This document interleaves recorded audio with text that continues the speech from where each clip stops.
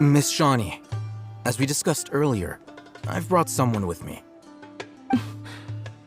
Mr. Alhaitham, I'm aware of where you stand, but how can I make sure that your friends think the same as you?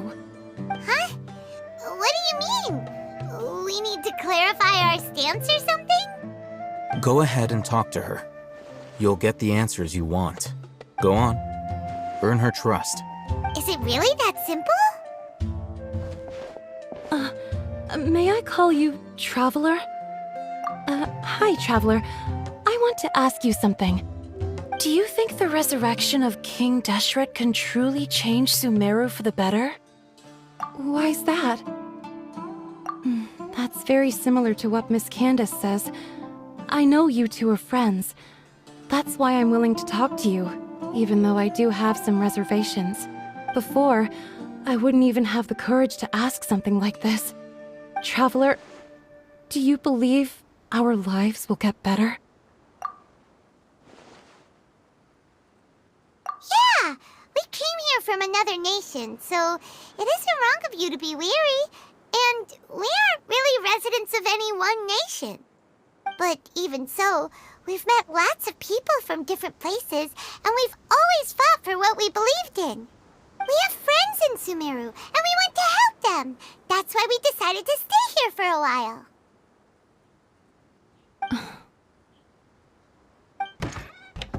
I want to trust you. My apologies for posing my questions like that. To be honest, I didn't expect you to come back for more information. Alhaitham told us you have your reasons. It's okay. We understand. The fact is that only one side of my family is desert folk. I don't really fit in anywhere in Sumeru. Some believe in the Dendro Archon, while others believe in King Deshret.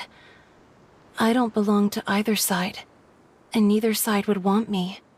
Speaking of which, the radicals mentioned that they despise traitors. Do they just think that anyone who's different from them is a traitor? Yeah. Some people can be so narrow-minded when it comes to bloodline and beliefs. It makes no difference what I say or how I behave.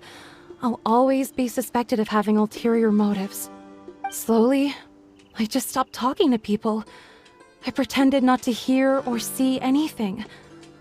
All I want is to live my life in peace. And then it happened. The village keepers who had helped me disappeared with no explanation, and I didn't dare breathe a word about it to anyone. Until now. You can tell them. I'm sure she'll keep your secret. All right. I'll tell you what I told Alhaitham. I actually have a sharper sense of hearing than most. Sometimes, I hear strange crying sounds in the night. There are ghosts? Perhaps. I'm not sure. It's faint, but it's definitely the sound of crying.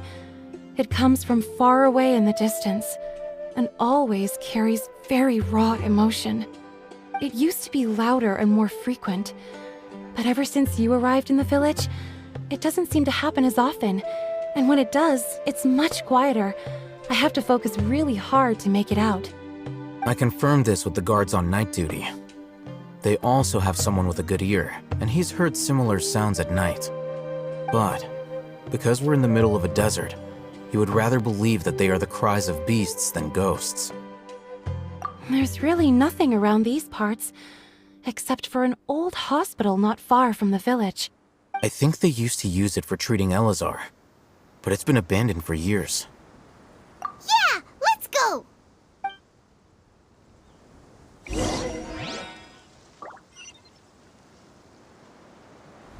Please, stay away. I'm on a mission.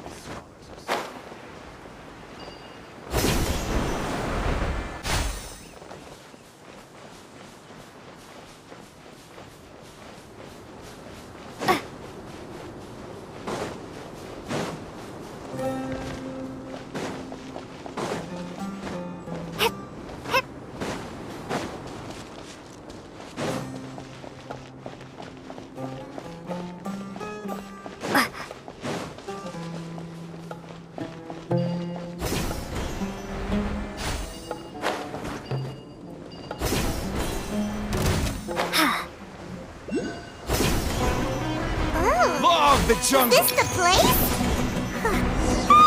Monsters! Watch out! Hear everything. One with the forest.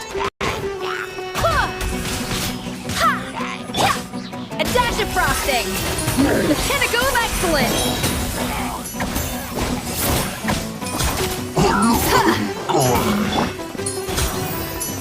Yeah. Yeah. Yeah.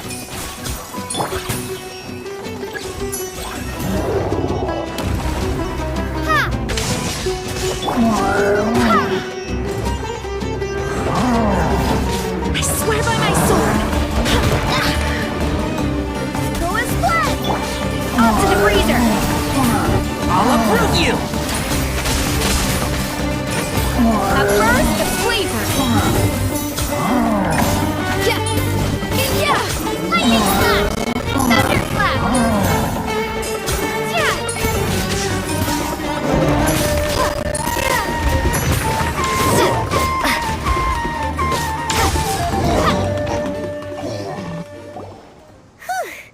They were easier to deal with than Paimon had expected. Super strong bandits? Or monsters taller than buildings dropping out of the sky? Or, something like that. He looks super serious.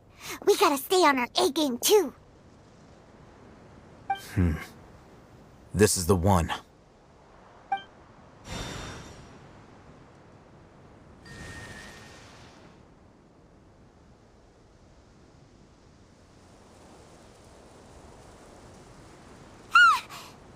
Let's go in and take a look.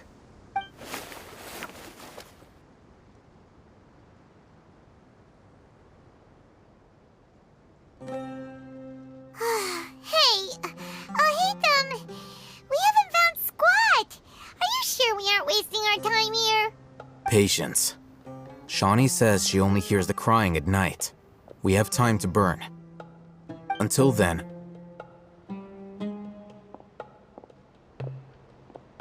I'm taking a break.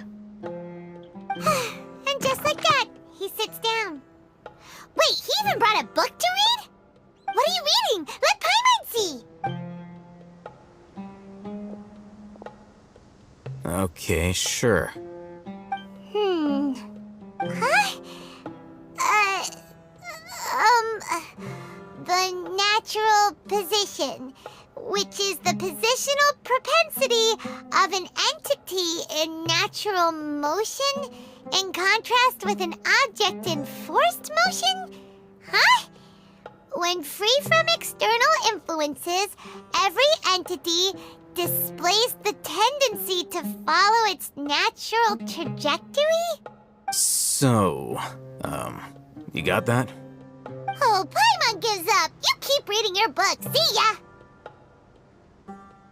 How is he so relaxed?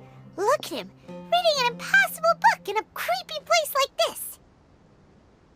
Hey! Paimon's your Teyvat travel guide. Paimon knows plenty of useful stuff already. And anyway, is that Paimon's fault that the books people read in Sumeru are so complicated?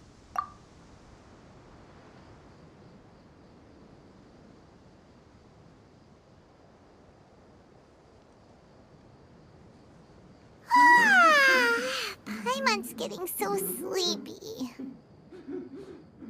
Huh? What was that sound? There it is. It's coming from that direction. Is the sound coming from here? Huh. Paimon's not seeing anything. It's from below. But there's no way we can get down there.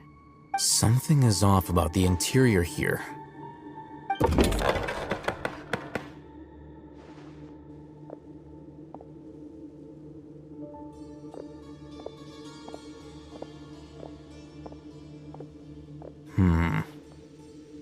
As I thought, there's a hidden structure.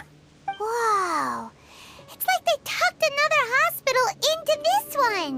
Oh, it looks like there are other mechanisms around here. let's keep exploring.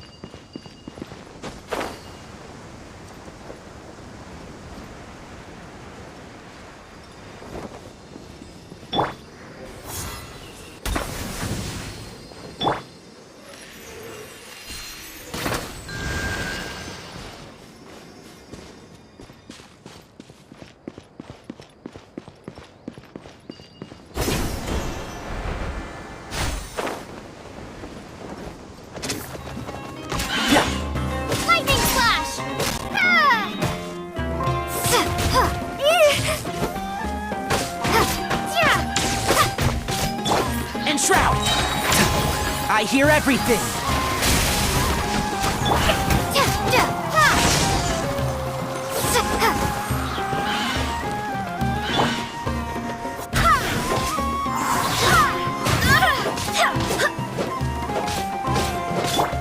Adaptive frosting!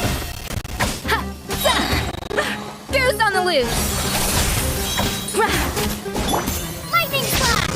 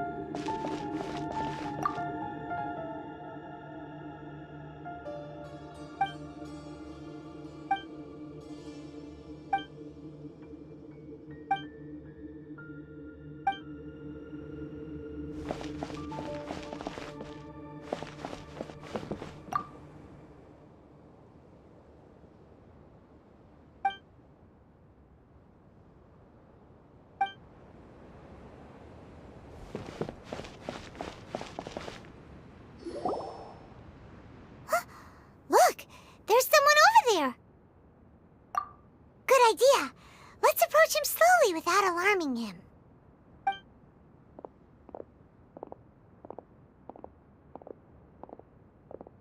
Wait.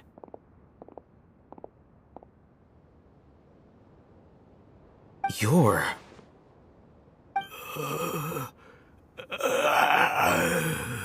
He can't speak, and his eyes are unfocused.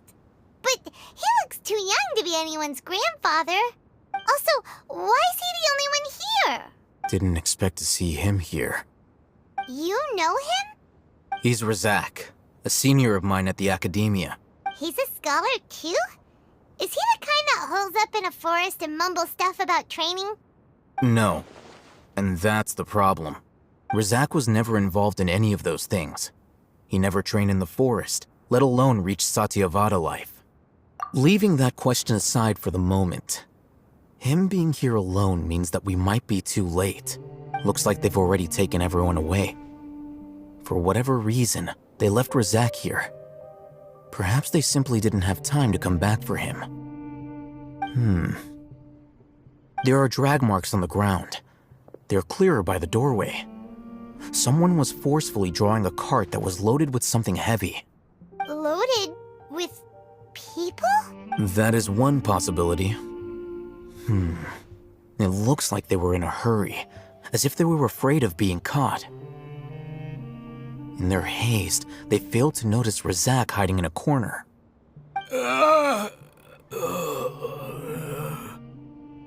The symptoms are identical.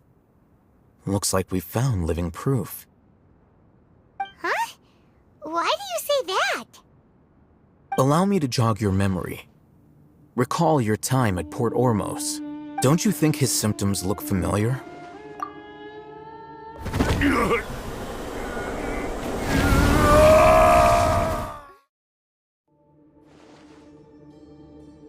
Oh, now that you mention it, they're acting the same way.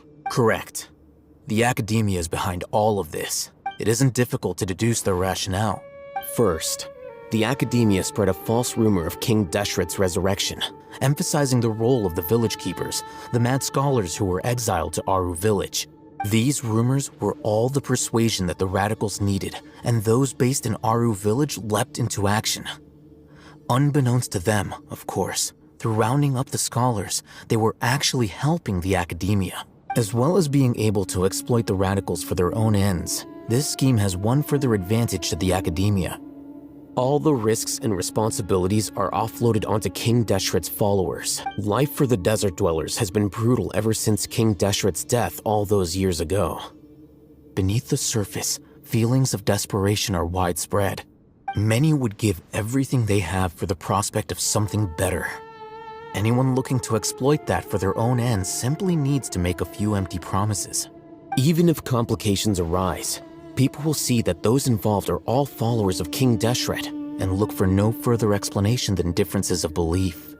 A deep-seated mistrust of the desert and everyone in it by the rest of Sumeru will make sure of that. The notion of an academia plot wouldn't even cross their minds. It may seem like a simple strategy, but it is able to work wonders under Sumeru's current circumstances. Oh, that makes a lot of sense. It's in line with the village chief's theory, too. But there's still one very important question. Wasn't it the academia that brought the scholars to Aru village in the first place? Why does it want them back now? Throughout this process, one thing has changed. The scholars' identity. First, they were scholars. Then, they became lunatics. After that, they were exiles.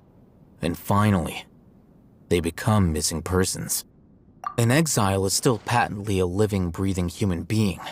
But when someone becomes a missing person, that is brought into question. If you can't find someone, you have no way of knowing what exactly happened to them. That makes missing people an ideal resource. Resource? For what exactly? One possibility is that the information in their brains could be extracted into knowledge capsules. Extracted? You mean canned knowledge comes from people's brains? With the technology of the Sumeru Academia, it's entirely possible. Perhaps the process caused them great suffering, which is why they cry out in the dead of night when no one is watching them. So, the human brain... Nope, nah, Paimon doesn't want to think about this. I'm the Academia scribe, after all. I'm familiar with their projects. Anyway, judging by Razak's state, the contents of a divine knowledge capsule were extracted from his mind.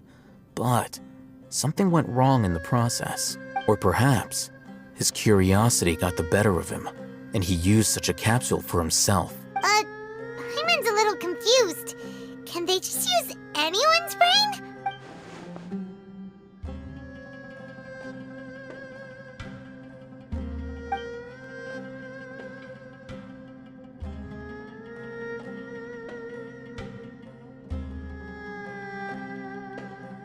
The look on your face tells me you've realized the answer. That's right. To some scholars, gaining knowledge about the gods is their entire life's pursuit. Extracting canned knowledge is just one of the extreme measures they turn to. However, I can't help but wonder, what do they seek to gain from divine knowledge? The Academia is going out of their way to look for forbidden knowledge, but what is their ultimate goal? I've spent quite some time trying to analyze the contents of the divine knowledge capsule, but to no avail. It seems like my way of thinking is too different from theirs. You mean you're not even slightly interested in getting your hands on this forbidden stuff? All scholars seek to expand the horizons of knowledge, but I'm not particularly interested in gods, so I don't share their degree of zealotry. Extracting information from people as if they were lifeless objects? If this is the direction of academic progress, then the Academia may as well shut its doors. Sounds like you're really against all this. Of course. The Academia's actions run contrary to their rules. Whether it be academics or knowledge, everything has its boundaries. If those lines are crossed, the rules and order that govern everything in the world will be destroyed. This matter needs to be corrected, just like fixing a typo in a book. Wait, didn't you step in to help because you felt sympathy for those poor people? Not to be callous, but no. My criteria are a little more restrictive than that. There is no shortage of suffering in Sumeru, and the same can be said for the rest of Teyvat as well. What do you plan to do about that? Save every last person? Probably not. Paimon's not sure. You can say that. Simply put, I don't blindly place my faith into strength or heroism. I do what I want. The divine knowledge capsule is something I want to investigate in full. That doesn't mean I'm willing to take action for the sake of a few strangers.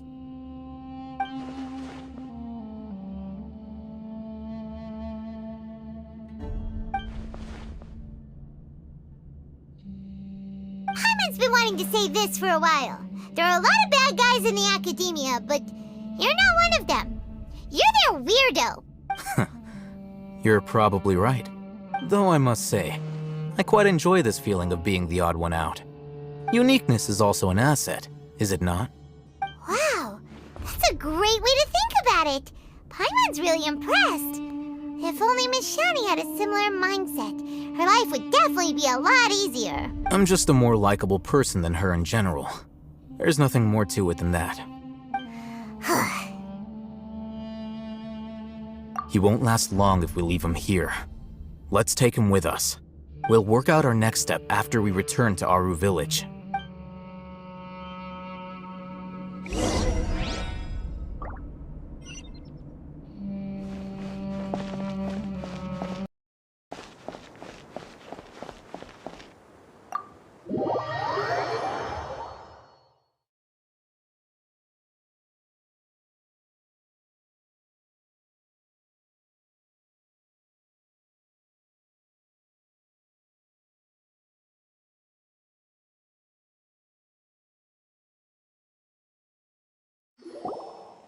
We're back! You must be tired. You should rest and take some water. What's the situation? Who's this? Unfortunately, somebody who's too young to take on the role of Isak's grandfather. Nevertheless, he's one of the people we're trying to find.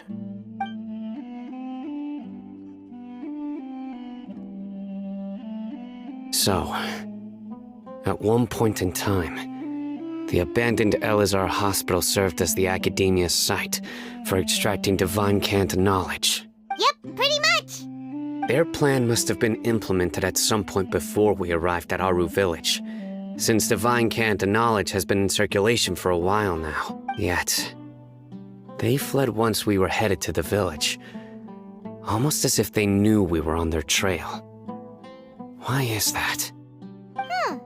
Yeah, why is that? We may have a mole in our midst. One of us could be secretly revealing our whereabouts to the Academia. Huh? Are our friendships that shallow? Looks like none of you have realized wherein lies the issue. Sino, you're the reason why they can predict our movements. Wait, what's that supposed to mean? Choose your next words very carefully. It is simply a logical inference. I have my reasons. So what you're saying is, Sino's the mole. Interesting. And here I thought you were the most suspicious one, Alhaitham, since you were always acting alone. I know. You have a point. But I realized something as we were returning from the hospital.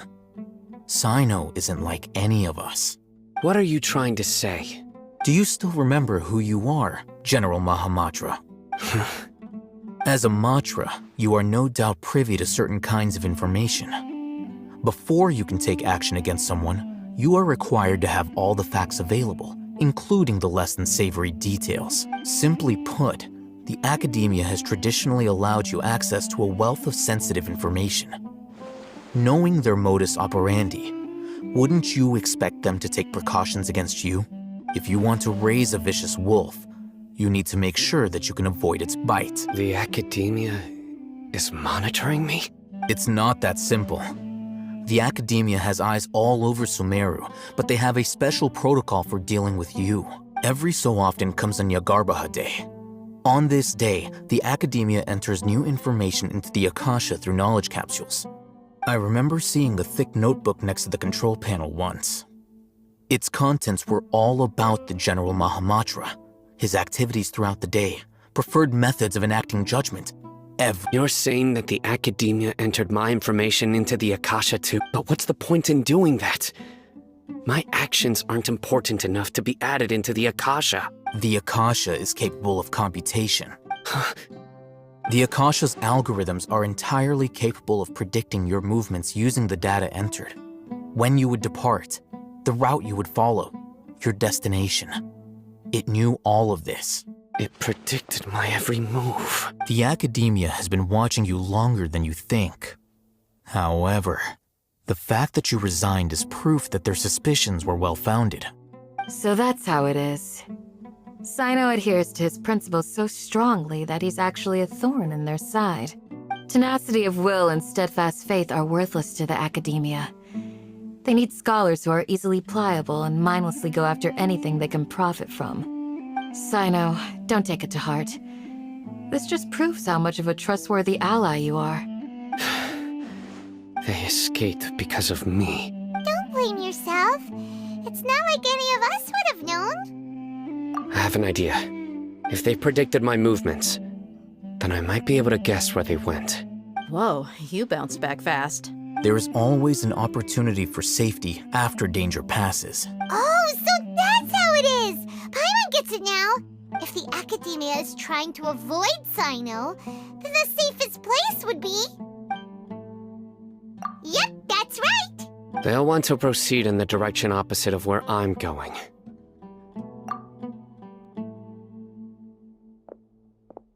I must go. There's also something I want to investigate. Let's go, guys! After him! Please, wait! I want to go too! You want to go too? If so, you have to promise you'll stay safe. I want to find Grandpa. I promise I'll be careful and not cause any trouble. Everyone, I leave him in your hands. Yeah! Remember to pack some food with you. Paimon feels like we're missing someone, though.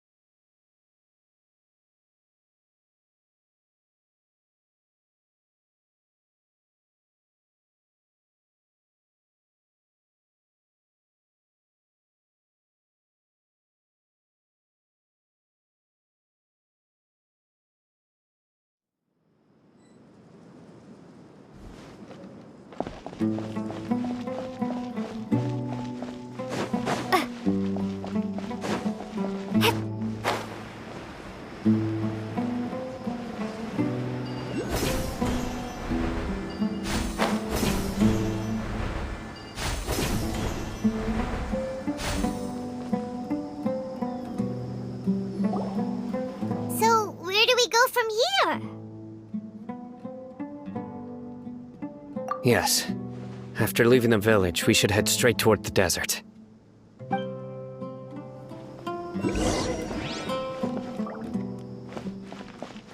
I know the desert like the back of my hand. Is that because you play here a lot? Yep. One time, Grandpa almost got lost in the desert, but I was the one who brought him back.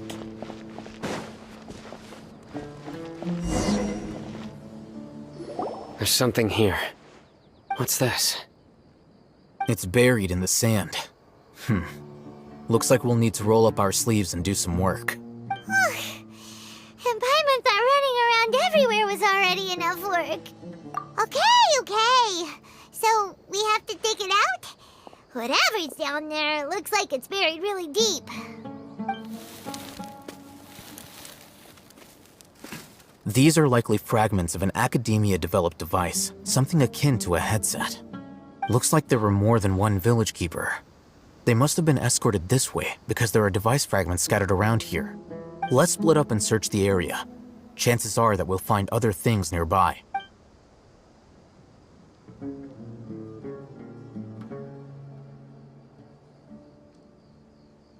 Is this what we're searching for? It looks kind of scary. This is definitely a device used to extract divine knowledge. How did it end up buried in the sand? That can't have been part of the plan. They must have been attacked along the way. Wait, what? Grandpa, I hope you're okay. Don't worry, your grandpa's gonna be fine. Razak didn't display any signs of starvation or dehydration, which means that they left fairly recently. We should be able to catch up. One more thing. Given that the device had been entirely covered by sand, I believe the attack must have happened prior to the sandstorm. Let's keep going. They can't have gone far.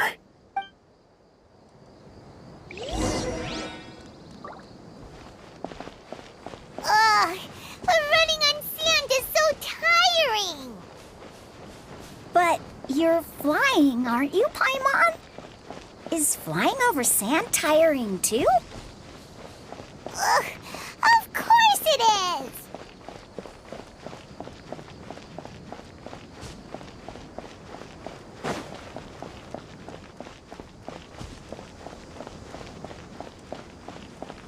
Voices, over there.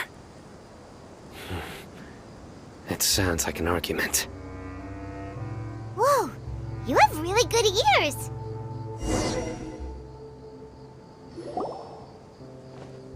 Don't get any closer. They'll notice us. Dia's talking with the Eremites? Very interesting. Let's listen in. If you had informed me sooner, there'd be plenty of room for us to... You're one of us. We would never lie. Scholars. You don't know as much as I do. Need me to... I knew it. That's our Dia. Dia? Why would you... Dia! Hey, what are you doing? Huh? Didn't you say you'd help me find Grandpa? Why are you on their side? Well, look who's here. Ain't that something? This complicates things. You've betrayed Aru village? So, this is the great General Mahamatra. Dear, you'd be better off as my assistant than hanging around with this motley crew. Seen for yourself, I have the means and methods, and my ideals are far more admirable than theirs. I'm not the type that's easily swayed, Raman. You of all people should know that. Wait, what's going on, Dia? Whose side are you on here? Shut it, Paimon. It doesn't matter. Whichever side you pick, nothing can deter us from the grand mission of resurrecting King Deshret. Once our Lord of Old returns to this land, we will have a new beginning. Face the facts, Raman. It's not gonna happen. You should understand that more than anyone. Have all your years as a merc taught you nothing about placing hopes in a ruler? I'm a desert dweller and a proud follower of King Deshret. Whether I live by the edge of the sword or in peaceful comfort, my soul will always carry this conviction. It's not too late yet. The village mad scholars aren't gonna bring King Deshret back to life. You don't understand, my dear lady. Pursuing our faith is our purpose in life. Even if the chance of success is 1 in a million, we must be willing to give everything we have. Even if it'll expose you to the academia? Even if they end up disbanding the Eremites? Your Eremites, which you've worked so hard for all these years? Yes. We've waited a long time for this day to come. The sun and the moon no longer shine here. All you see now is cracks in this desiccated land. But fate has finally dealt me a hand to play against the academia. With these scholars in our custody, we'll stomp the academia's forces and fight our way beyond the wall of Samiel. Ridiculous. Think about it. The academia controls the entirety of Sumeru. Your powers are negligible in comparison. If you still don't believe me, then try asking these 2 men. They're also against the academia, but neither of them are as arrogant as you are. They look more like pawns of the academia to me. Why would I listen to anything the people of Greater Lord Rukkhadevada have to say? Filthy traitors. Your god abandoned all honor and betrayed King Deshret. We desert dwellers will never trust the likes of you. It's impossible to communicate with someone so hostile. Perhaps we should. Do you really believe that by kidnapping the scholars, you'll be able to negotiate with the academia? These people have no value as bargaining chips, but I could be persuaded to take their place as your next hostage. These scholars were exiled from the academia. I, on the other hand, am their current scribe, and will be a much greater asset to you. Wait, you can't be serious. So, you want to trade places with the hostages, do you? Precisely. Any wise person would gladly accept my offer. Well, that would be bad luck for me. However, I'd get the chance to observe the scholars, perhaps even find out the truth. Think you can talk me over with that confident look of yours? I'm not trying to persuade you. I'm using this as a means of joining forces against the academia. You are the scribe. What do you have against the academia? Not all desert dwellers believe in King Deshret, and the same applies to the academia. Why must all knowledge seekers approve of the academia's way of doing things?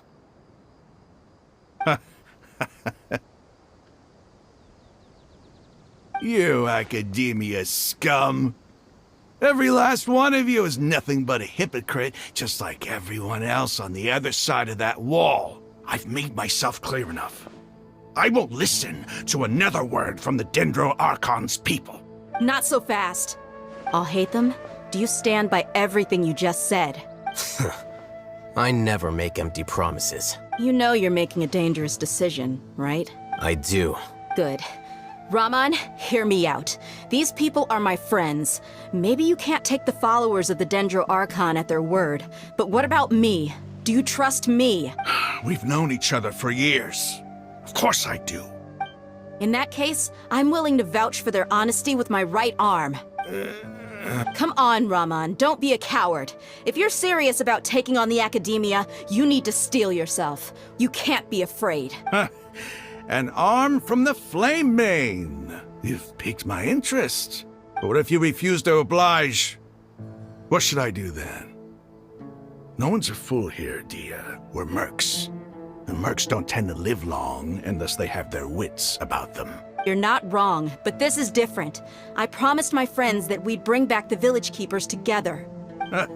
Let's do it right here then. Give me your right arm as proof of your resolve. Don't listen to him! He's not even trying to negotiate! He just wants to make things more difficult! That's fine. Are you crazy? We came here to save lives. One arm for that many people is still a pretty good deal, if you ask me. Raman, I'm holding up my end of the deal here. You'd better not let me down. Sure. Go ahead and cut off her right arm. No! Dia!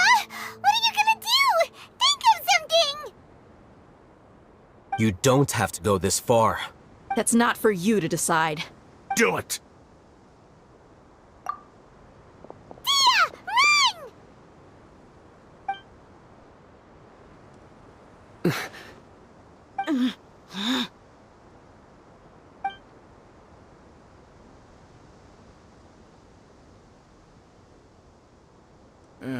Stop!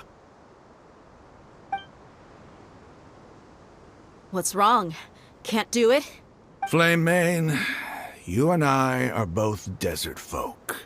Cutting off your arm is no different than cutting off my own fingers. Where's the sense in cutting my own kin to pieces? You've shown me that you're serious. Go on now, take your friends and leave. Meet me in the desert at noon tomorrow.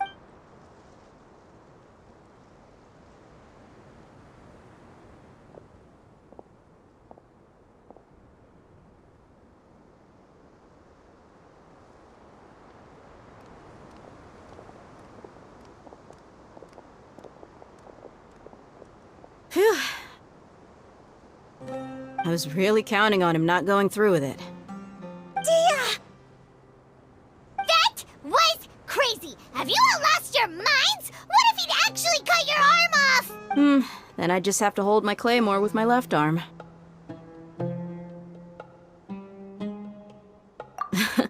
Okay, I'm sorry. But sometimes when you're out on a limb, you gotta double down to seal the deal, you know? Don't ever make a promise like that again. I can deal with the likes of them. If it came down to it, you would not lose to them either. I don't doubt it, Sino. But this is about more than me and them. There's a lot more where they came from. Even if we got rid of one bunch of radicals, there are others out there. Wiping them out would do more harm than good. As you wish. I'm sorry, Dia. I should have stayed put and listened. I should have trusted you. It's okay. I promised you I'd help find your grandpa, so I'll do whatever it takes. Whatever it takes? You just might be scholar material. Huh? Are you serious? The Eremites once said that I was a lunatic. Perhaps a little madness is essential to be successful in research. Why does it feel like he's using his praise for me as an excuse to brag about himself? Okay, let's get moving. We should head back to the village and rest up. Today was just a trial run. Noon tomorrow is gonna be the hard part.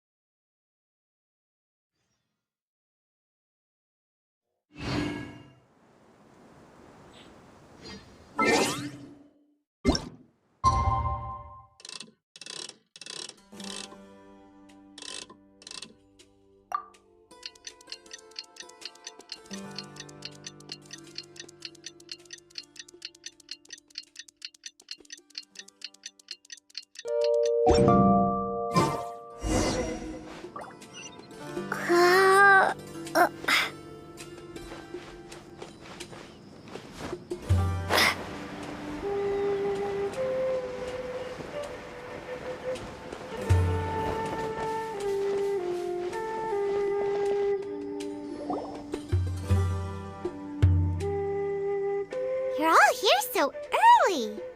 Looks like we have everyone here. Isak, are you sure you want to come with us? I'll watch from a safe distance. Dia, I want to be there to bring Grandpa home. Okay, let's go then. Dia, wait. What's the matter?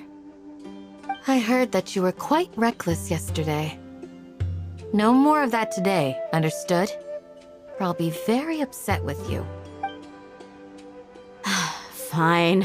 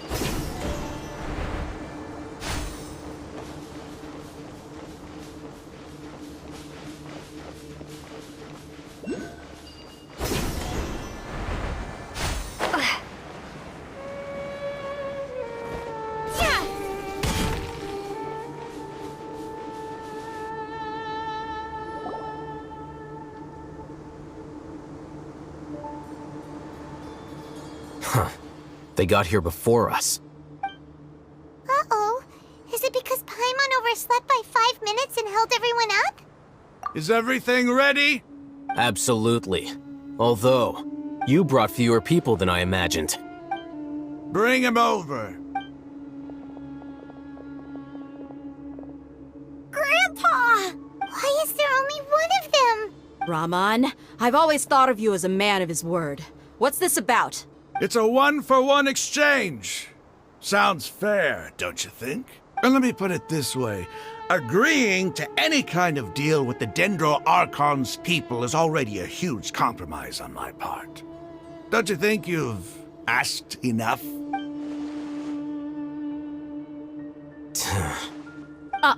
You stay right there!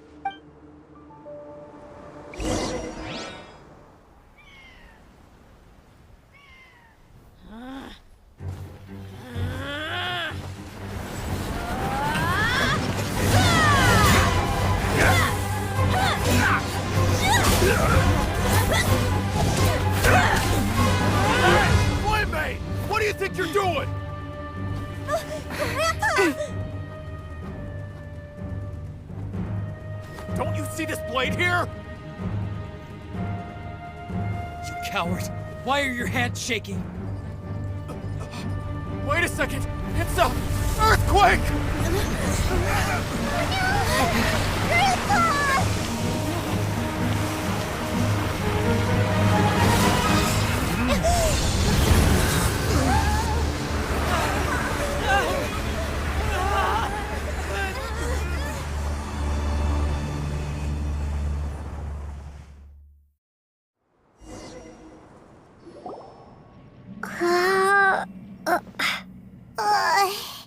Paimon's dizzy.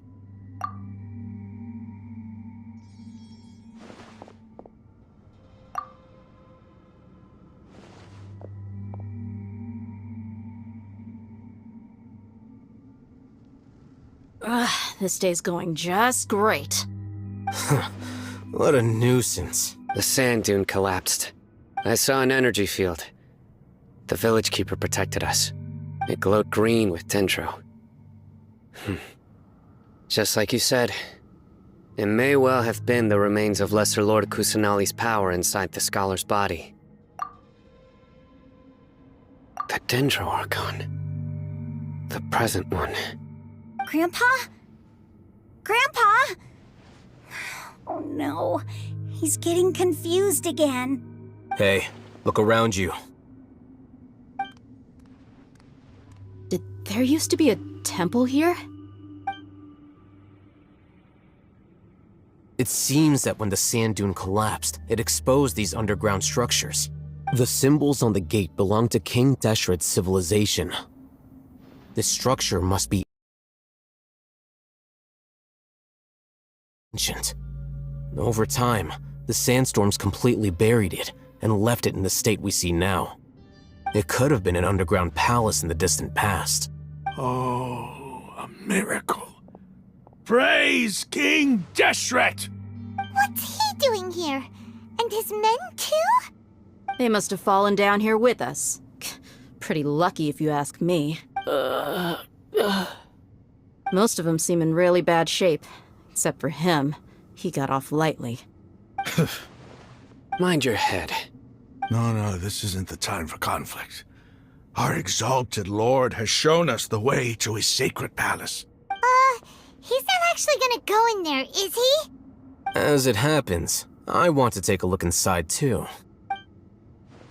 What are you doing? Don't you think it's curious? 1 minute, Lesser Lord Kusanali's power protects us from harm, and the next, remnants of King Deshret's civilization appear. 2 major deities are vying to showcase their power to us.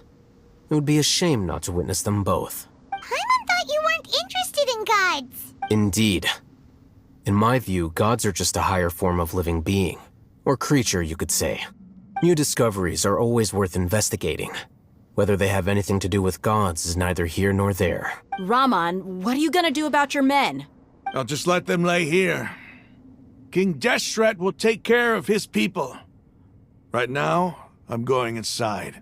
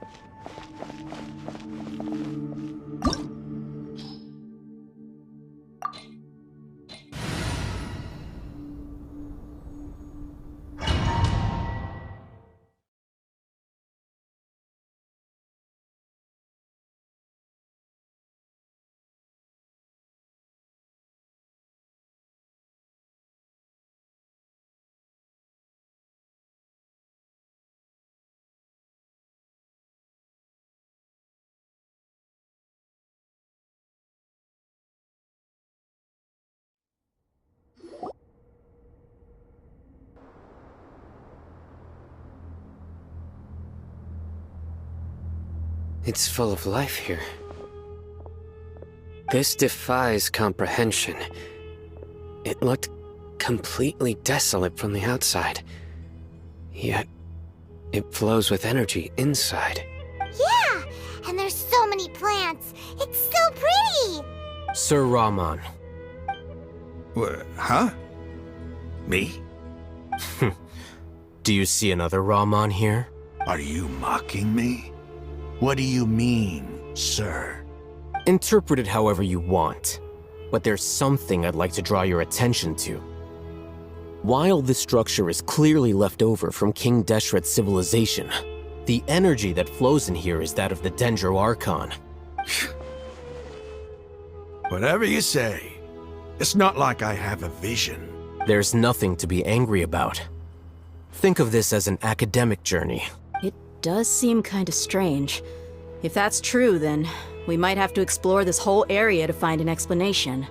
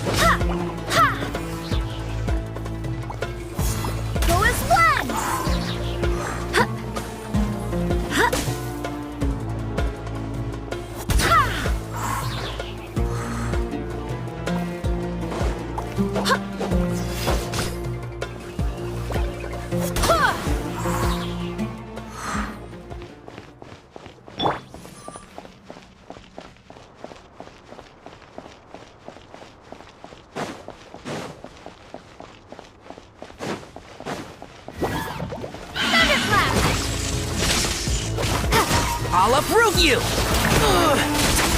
Can't see?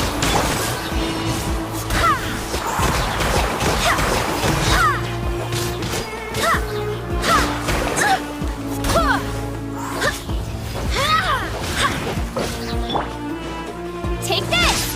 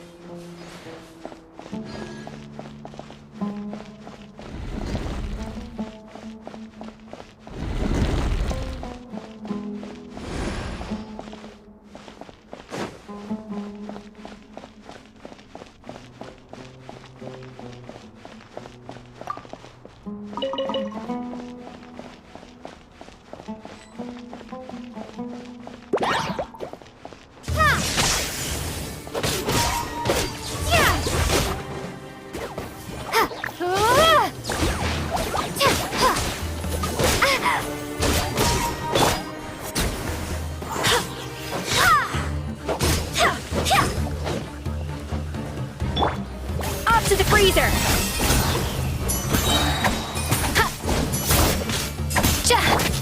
Take this!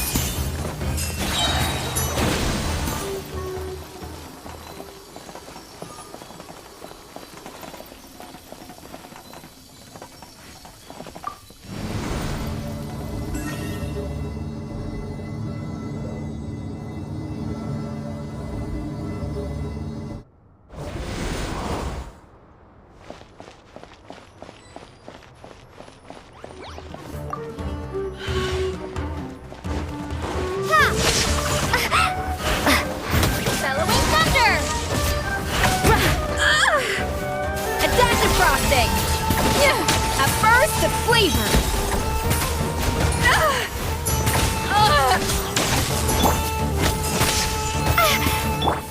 I hear everything! And Shroud!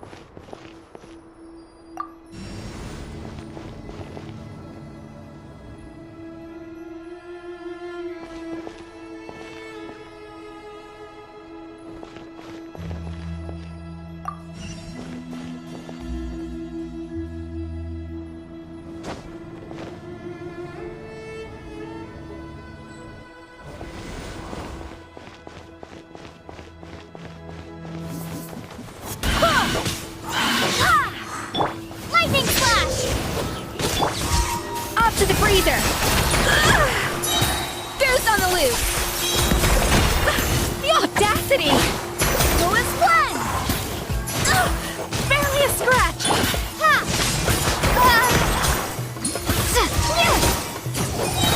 Thunderclap!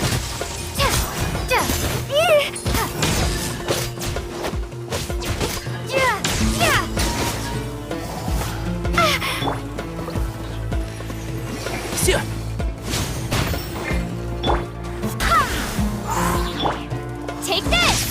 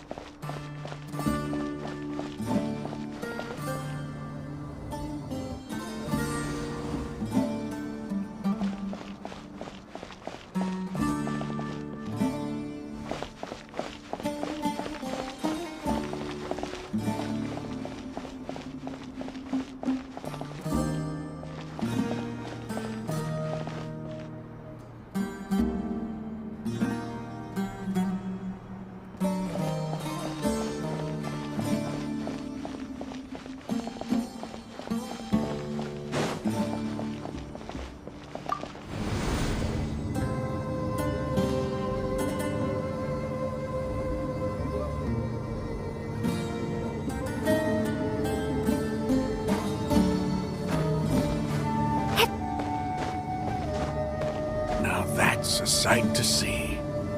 King Deshret's splendor surrounds us. There's so much vegetation here. It's different than what I expected. Sure are a lot of plants for a desert.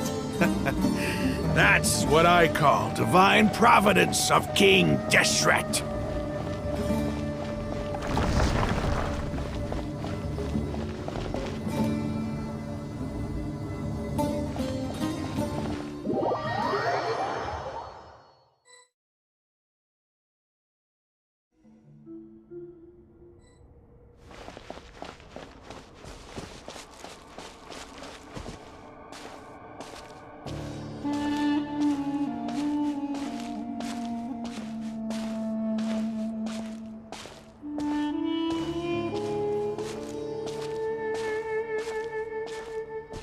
It's getting brighter!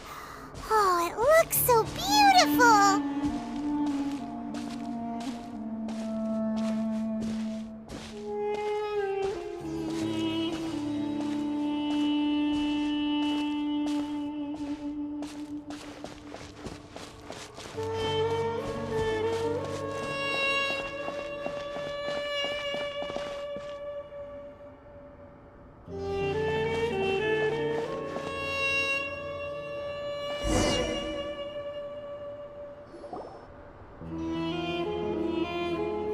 Wait. What's that?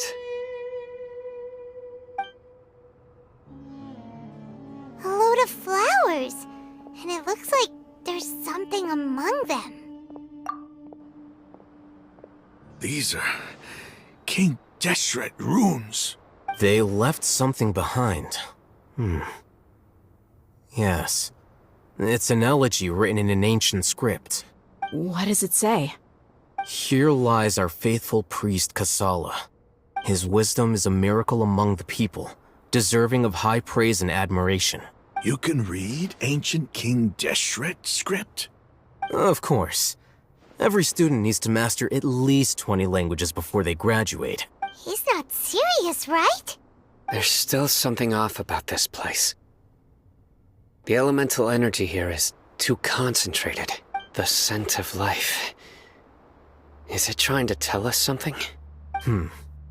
Is this it? Analyzing.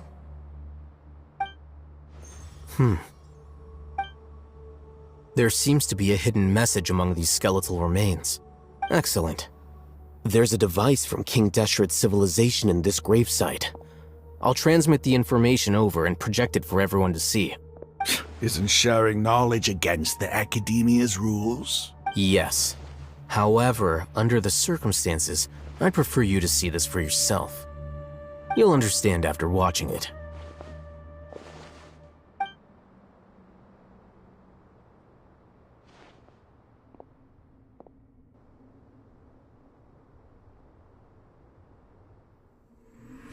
Civilization is born of knowledge, but so too can knowledge be its demise.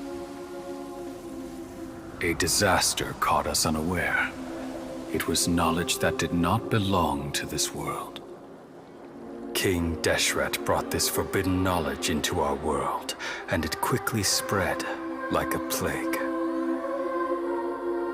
People's minds were filled with crazed whispers. Dark gray scales spread across their bodies. Even the land was stripped of its vigor. Only a desperate, deathly silence remained. Were it not for Greater Lord Rukkhadevata from the forests, the damage would have been irreversible. She summoned the priests to build temples and infused into them the divine power of life.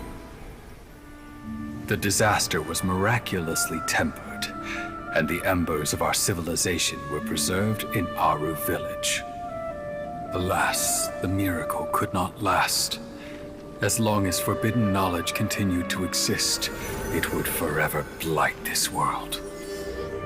In the end, the proud king of the desert, my eternal lord, chose to sacrifice himself. I have spent my whole life since guarding one of these many temples. But now, my duty is coming to an end. As I close my eyes for the final time, the sight of that noble deity will appear in my vision once more. In helping King Deshret to eradicate forbidden knowledge, she exhausted her strength, and her form became that of a small child. How strange. Now that I think of her, I no longer have any fear of death, for I sense that the spirit of life will abide with me during my eternal sleep. Children of the desert, cling no longer to past grievances, but hold tight to the memory of this act of benevolence. What was that? The priest's memories. No, impossible. Greater Lord Rukkhadevata. So the former Dendro Archon and King Deshret were never enemies at all. But this doesn't make any sense. The Dendro Archon's followers, they're clearly...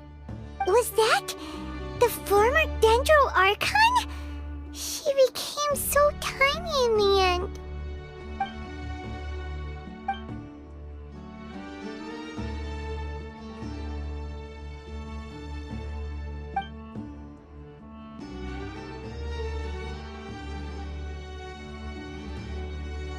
You might be distrustful of the Akasha, but there's no reason for you to doubt King Deshret's technology. You've just witnessed his priest's last words. I've never heard about any of this before. The surviving followers of King Deshret all gathered in Aru village. Our god did not make mistakes. We refuse to believe any of the rumors. King Deshret's death, the all but total annihilation of our civilization, it was all Greater Lord Rukkhadevata's doing. We saw her as nothing more than a traitor, who stabbed us in the back in our moment of crisis. Just like us humans, fighting, feuding, double-crossing each other to survive in the desert. You were blinded by your prejudice.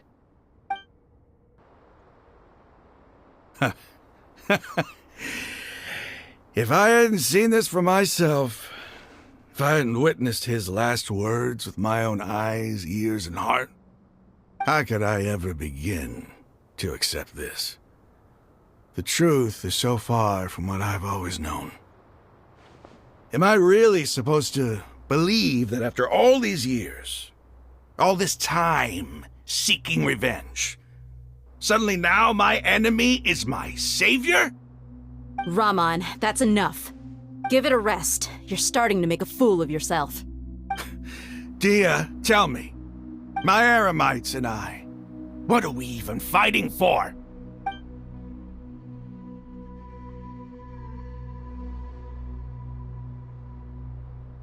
Hey, how you doing? I'll live.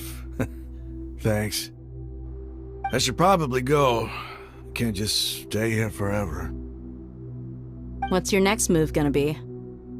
Oh, I know what you're going to ask. I feel deeply ashamed of everything I've done.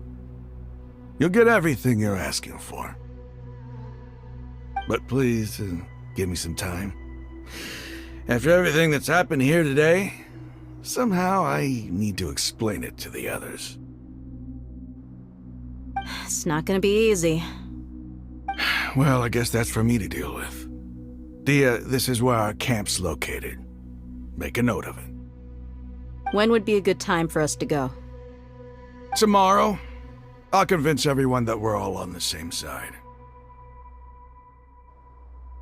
And I'll return every last one of your your village keepers. We'll share our other resources with you too. You seem to finally understand that our true enemy is the sages. Yes. The gods never gave up on anyone. It's the people responsible for all this that need to face the consequences of their actions. That must have been rough, but he seems to have figured things out now. Ramon's no fool. Being the leader of your own faction in the desert is no easy feat. It's too bad he was held back by his belief in King Deshret. But now that that's changed, I guess we have a few more people on our side. The outcome, at least, is favorable. We should get going too. Let's head back, have a proper meal, and a nice, long sleep. We'll need all our energy tomorrow.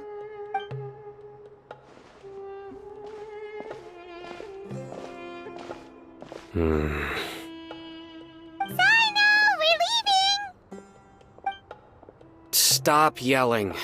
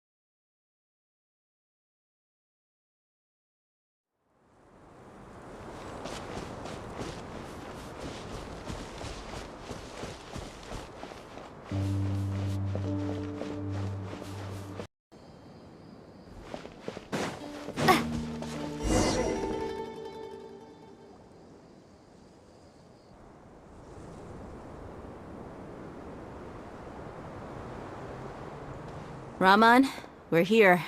Everything's been arranged. Someone will bring the village keepers back to Aru village shortly.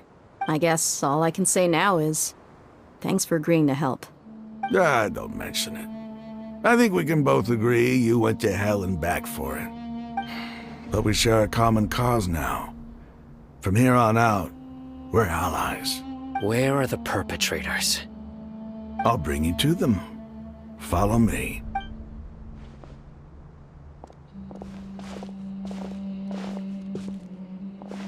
So these are the people who kidnapped the village keepers. Oh no, it's the scribe! There's no need to yell. No one can help you now. We've been all over the desert trying to find you! That's right.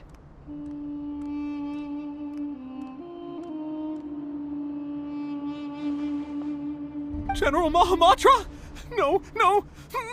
Make it quick, please! Swift and painless! Whoa. The moment they set eyes on Sino, they turn pale like they've seen a ghost! You should have known that I would be coming for you. Wait, we were just following orders. You know what I'm talking about, right? There's no way we could have done all this by ourselves. No, not Sino. He's gonna tear us limb from limb. I could do worse. Please have mercy. Start talking. Otherwise, I'll have to resort to other methods. So, your superiors have kept you quite busy recently. Why? What are they trying to accomplish? They wanted to extract canned knowledge. Don't play dumb. You know what I'm really asking. They extract divine canned knowledge. Then what? I really don't know how to explain it. Well, you better start talking or you'll be sorry! You don't want to make things any more difficult for yourself, do ya? Be my guest.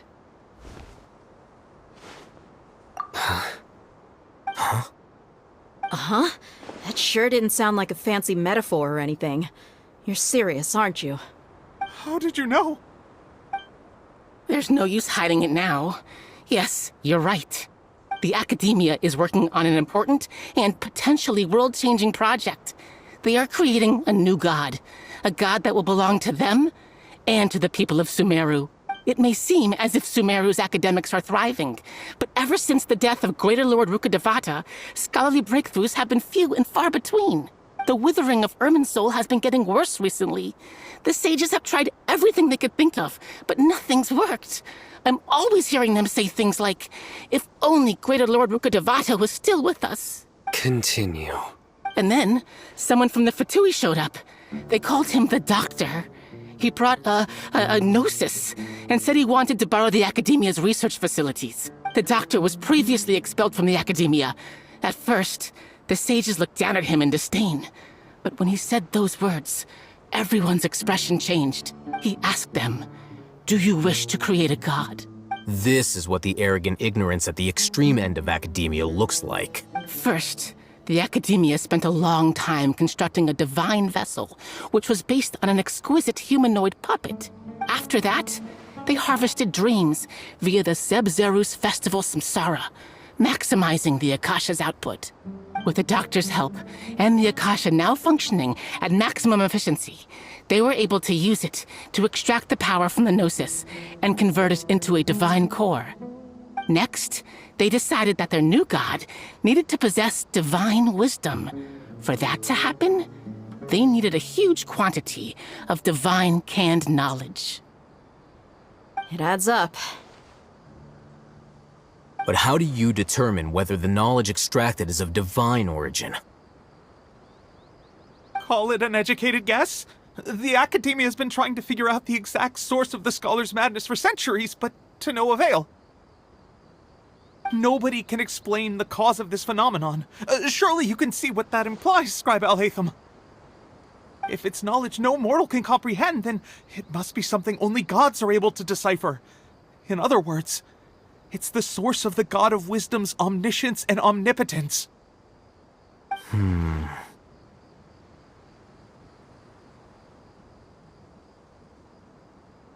You must have noticed by now. The Academia doesn't care about who their god is. It's the ability to exercise control over knowledge and wisdom that matters. It is as if they are cursed with a desire for omniscience and omnipotence that burns in their blood. Some organisms demonstrate phototaxis, and thus orient their entire lives in respect to sources of light. For the sages, their only source of hope is the existence of a deity who embodies the acme of wisdom. This is but a form of phototaxis. For many scholars, the absence of a god of wisdom means stumbling in the darkness for the duration of their lives. Then what does Lesser Lord Kusanali mean to you? Is she not a true god present in this world? If you already have a new god, why try to create another one? From the beginning, the Academia has never treated her as a god. When the Academia first discovered Lesser Lord Kusanali, the newborn god of wisdom, the sages hoped that she would be as wise as Greater Lord Rukkhadevata. But upon evaluation, they found that at the time she possessed no more intelligence than any ordinary human child. The sages never had a ruder awakening. This forced them to accept that Greater Lord Rukkhadevata had indeed passed away. Not to mention that Lesser Lord Kusanali's gnosis has been used to power the Akasha this entire time. By herself, she has neither an archon's raw power, nor the spectacular insight expected of a god of wisdom. Slowly but surely, people began to forget about her existence. So, this is the path the sages have chosen.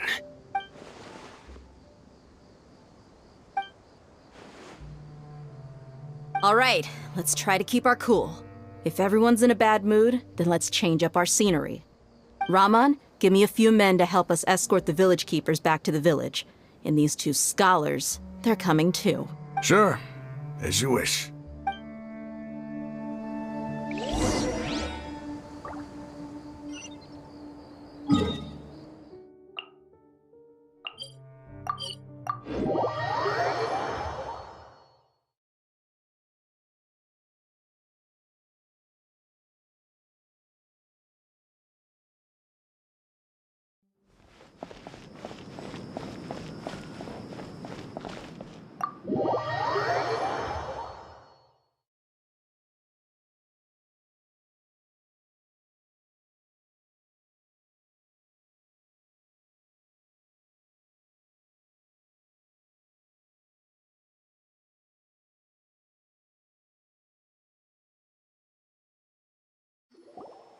The village keepers you found have all been returned to their homes, and each one has a dedicated caregiver to look after them. The two new scholars are being kept under close supervision, too. Really great work, everyone. The atmosphere is so heavy.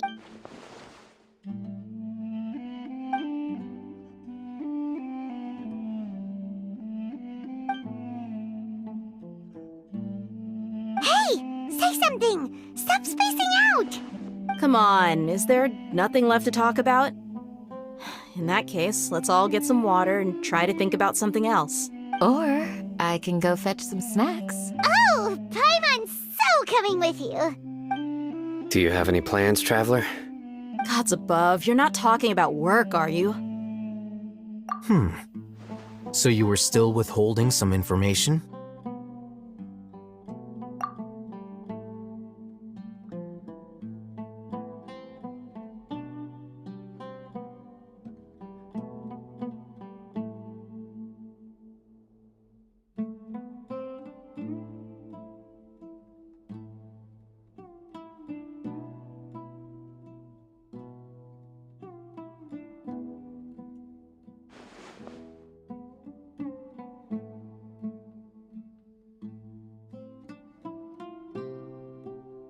Even though we lived through all of this firsthand, it still feels super surreal to hear you talk about it again. What a whirlwind of a story. I felt like I was holding my breath the whole time. It seems like there'll be more issues to face in the days ahead than I'd anticipated. Still, now's a good time to make our next move. Now that Raman's joined us, we'll be an even stronger team. It's time to make a plan. Indeed. These events are a flagrant transgression of the rules in every sense. We cannot allow it to continue. So, everyone, are we on the same page? Crush the sages and rescue our god. That is our ultimate goal. Well, Let's brainstorm a little more about what other resources we can draw on. The next time we gather here, we must have a solid plan. Yep, it'll work out for sure.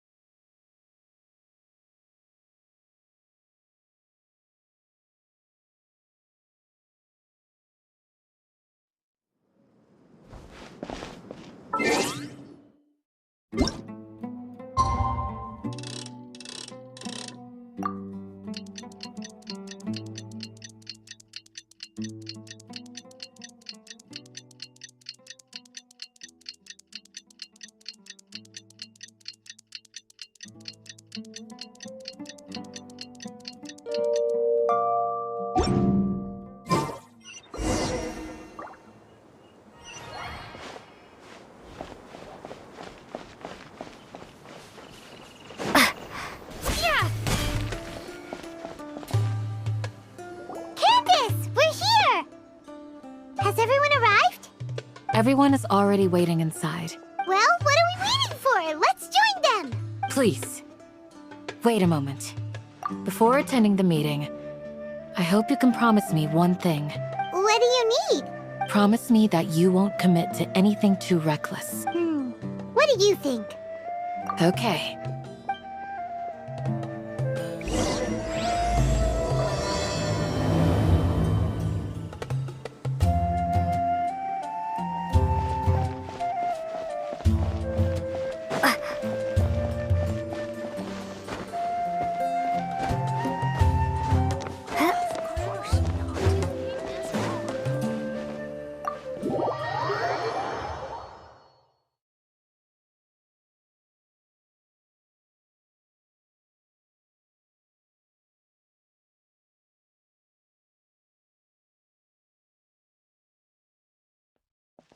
Everyone's here so early! But why isn't anybody talking?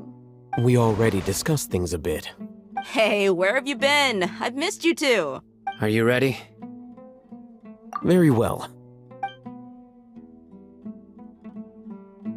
Are you sure this is gonna work? I gotta admit, it's bold. Color me impressed. It's worth a try. The point of discussion is to arrive at a solution. Let's cut the small talk and move to the next point. You're making Paimon nervous.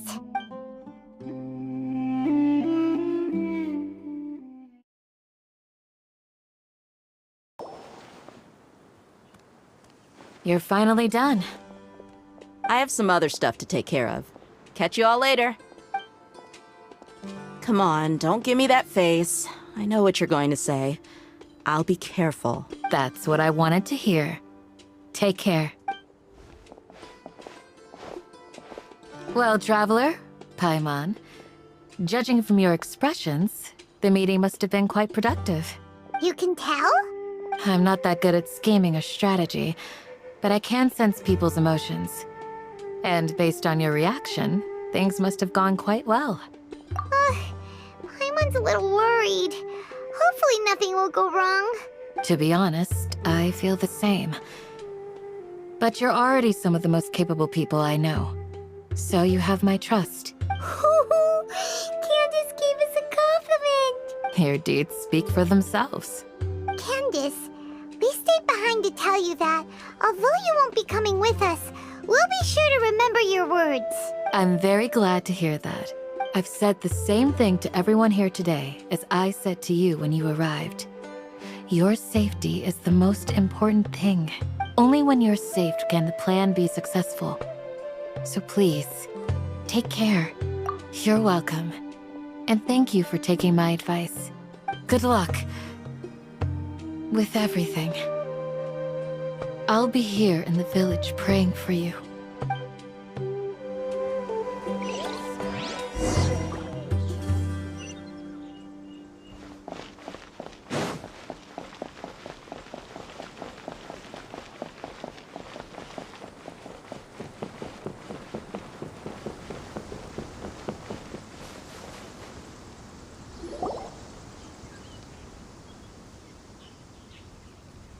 Sounds good.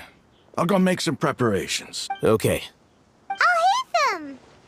Have you finished saying your goodbyes? Yeah! Also, Candace told everyone to be careful. Yes, she did. But I think my point also bears repeating. Our plan is not child's play. We won't be able to achieve anything if we're simply careful. We must go beyond that and fully commit ourselves to it. I hope this is clear to you. Huh? Shouldn't you be saying something more cheerful to boost our morale right now? Didn't we already do that during the meeting? You can never have enough words of encouragement. In that case, Candace can cuddle you to your heart's content while I continue to remind you of the seriousness of our situation. We all have our jobs to do, after all. It's like how some people can be put in charge of logistics while others will fight on the front lines. Speaking of the front lines, you don't look anything like a soldier. Of course. Compared to the mercenaries, I'm merely a feeble scholar. But the advantage of not being a mercenary is that I get to stay in a safer place and offer my strategic insight. Just think about that mercenary who lost his mind. Mercenary groups are facing constant danger every single day. Well, being a scholar is also a high-risk occupation, and you are a scholar. I'm not like the rest of them. Even among members of the same species, some will exhibit far more potential than others. This guy. Paimon still remembers when those mercenaries in Port Ormos called you a lunatic. All intellectuals are lunatics in the eyes of fools. I'll take that as a compliment. That reminds me. Do you remember the record we saw in the King Deshret ruins? It mentioned forbidden knowledge. You have a good memory. Forbidden knowledge has the power to drive people insane, but this fact has never been shared with the public. Even I, who has worked in the academia for some time, was never once informed of this. I think those mad scholars and mercenaries we encountered may have all fallen victim to the corrupting qualities of forbidden knowledge. But the academia has always held a different view. They have always believed that symptoms of madness are a side effect of human contact with divine knowledge as mere mortals. Come to think of it, perhaps the academia has also never understood the true nature of forbidden knowledge, and thus always approached the issue from the wrong direction. The Withering, Elazar, and the Sandstorms. Don't you think what is happening right now across Sumeru is rather similar to the forbidden knowledge pollution that occurred in the desert thousands of years ago?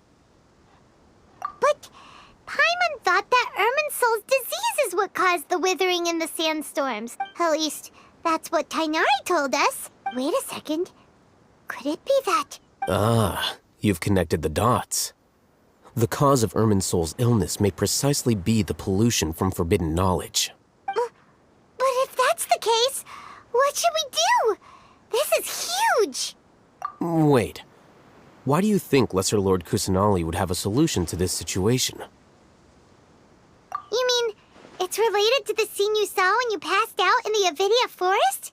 That whole, the world forget me thing?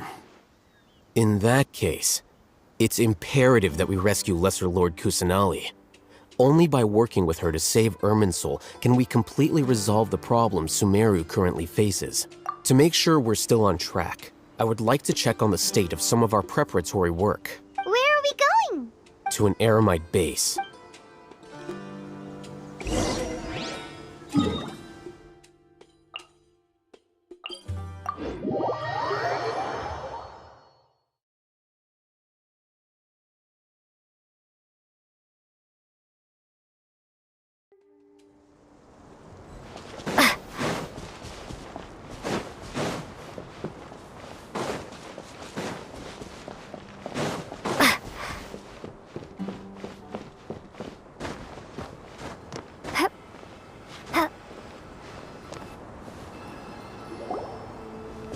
Ah, they're here. I gave them some technical work to do. Ah, it's the scribe. And is that the traveler I see? How's the work going? Ah, yes! We have fixed the devices according to your instructions. One of them is already ready for use, while the others are still under repair. Aren't those devices for canned knowledge extraction? What are you doing with those? Look here. Huh? More canned knowledge? Are you going to put more weird stuff into her head again? What's that look on your face? Are you scared? Paimon's a little scared, but very, very furious. That's an interesting response. Anyway, we're not going to use this just yet. As I mentioned during the meeting, this knowledge capsule contains a decree I drew up in the past. The academia should also have their own copy. And according to the plan we just came up with, Traveler, I want you to record something into this capsule. Do you believe we can save Lesser Lord Kusanali? Good. Conviction is the most important part of all of this. Now, please get ready and put on this device. You want us to record our conviction into the knowledge capsule? Yes. Paimon is still really worried. I understand, but trust me, Paimon, this is something we have to do. It's best if you can do as I say, because to achieve this impossible task, it sounds like you'll need to fool your own heart first. Although it may feel like a trick, self-encouragement may be the most important tool we have. Paimon can see the point you're trying to make. Imagine this. We have orchestrated our plan and successfully rescued Lesser Lord Kusanali. As a result, we have changed Sumeru's entire political landscape. Everything went without a hitch, and everyone recognizes and praises our achievements. Now, open your eyes. Here. What's this? Read it out loud.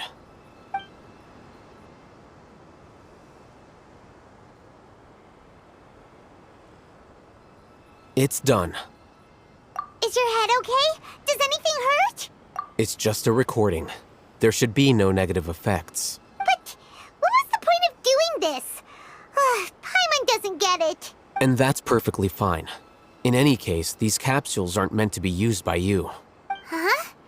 What do you mean? Have you forgotten? Our plan needs to account for those who have long relied on the Akasha. You may find it hard to believe, but for those people, everything the Akasha transmits to them is nothing short of absolute truth. Imagine if you've been using a device like the Akasha since the day you were born, and this device has always supported you during times of need. After all that time, what do you think you'd become? A fool? A machine? A slave to orders. And that's why rules are so important. In addition, those who understand the rules can delineate boundaries and identify gray areas. But why would you need to identify the gray area? You could say that those kinds of ambiguous zones can be very interesting. One might even say they're advantageous in the right hands. The things you're interested in are really out there. Are all Sumeru scholars like this? Anyway, that's enough chit-chat. I'm going to take those two to work on some small projects. You can head to Caravan Rebot and start preparing for the next step. Small projects? We're going to tinker with the Akasha terminal and make a few...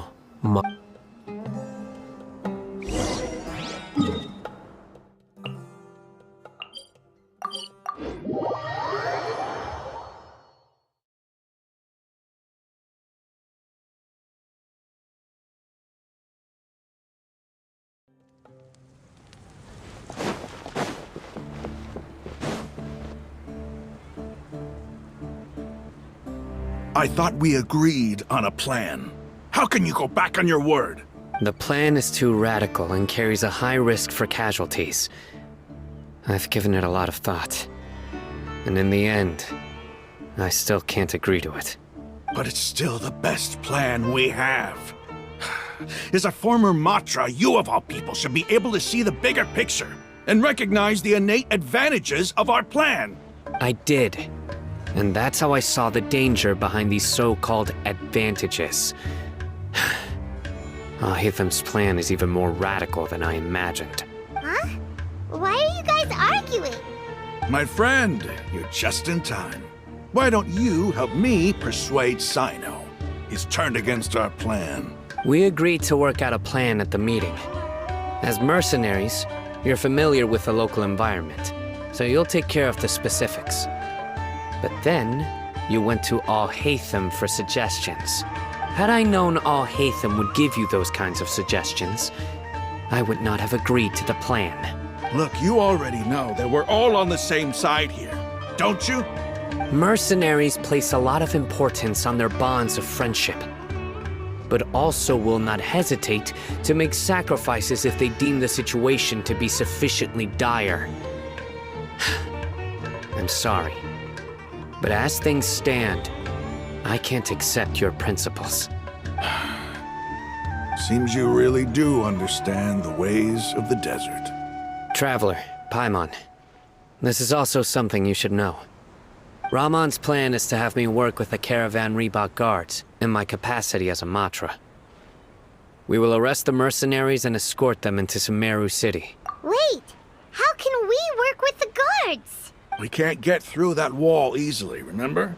Caravan Reebok would never let so many unregistered members of the Eremites enter Sumeru City. My plan will clear us of any possible suspicion, and also let us enter the city as a big group. There is no better way. That also sounds like something Al-Haitham told you. Am I right? Doesn't Al-Haitham know how dangerous this plan is? Of course he does. He told me, there is no perfect plan, but this can get the job done. He also said that with the help of Sino and the Traveler, our chance of success would increase significantly. I never blindly trust anyone, and I've always had a good eye for people. I think he made a number of valid points. It's my own choice to trust you. If I make the arrests alone, I can control myself and prevent you from getting hurt. But I can't guarantee that kind of discipline from the guards. To make the whole thing more convincing, you'll need to resist to some degree. Casualties are inevitable once push comes to shove. I'm okay with the deaths of enemies. But now that we're allies, I'm against the meaningless loss of our own. I can't believe a Matra would actually care about us. I've lived a hard life, and I can say that people like you are hard to come by. I've always treated my allies with honesty and respect. They have the right to know important things like this. Now you're making this hard for me. Hey, is there something we can do to help? I knew you would say that. We can help fight some of the mercenaries, which should reduce the number of times you'll have to struggle directly with the guards. That should help at least a little bit. Sino, on behalf of my people, I thank you for your kindness. But this is a mission we cannot turn our backs on. We strongly value the lives of our friends, but the goal we are about to achieve is even more important. We have no fear of casualties, because we crave the spoils of victory. So please, lend us your support. We will show you the determination of us desert dwellers. Well, now that you've put it that way, I can no longer refuse. But remember, you need to follow the plan and not do anything reckless. Candace made it very clear that we can only achieve our goals if we can ensure our safety. Since you and I both recognize the significance of this operation, there should be no more animosity between the followers of the Dendro Archon and those of King Deshret. Everyone's life is equally important. Okay, you have a deal. Let's do this for our shared dream. The guards should be stationed in the courtyard nearby. You can find them there.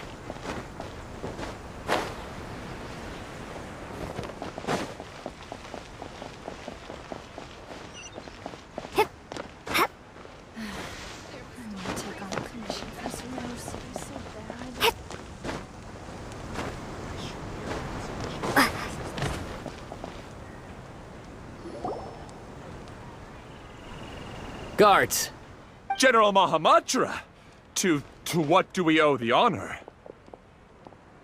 Keep your voice down. This is a secret operation. I'm going to arrest a large criminal gang near this location. According to the Academia's Guide and Regulations on Secret Operations, I have the right to ask for the cooperation of Caravan Rebot. Ah, of course. Mahamatra Sino's order is the Academia's order. Just let us know what you need. But who exactly are you planning to arrest, and how many people are you expecting? Depending on the scale of this operation, we may need to report it to our superiors. They're a squad of Eremites whose number is comparable to Ain el Akhmar in Port Ormos.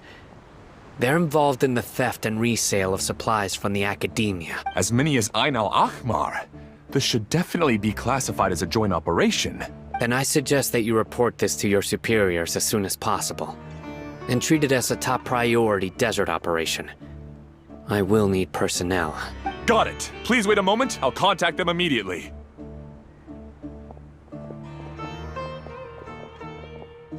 Because this is work.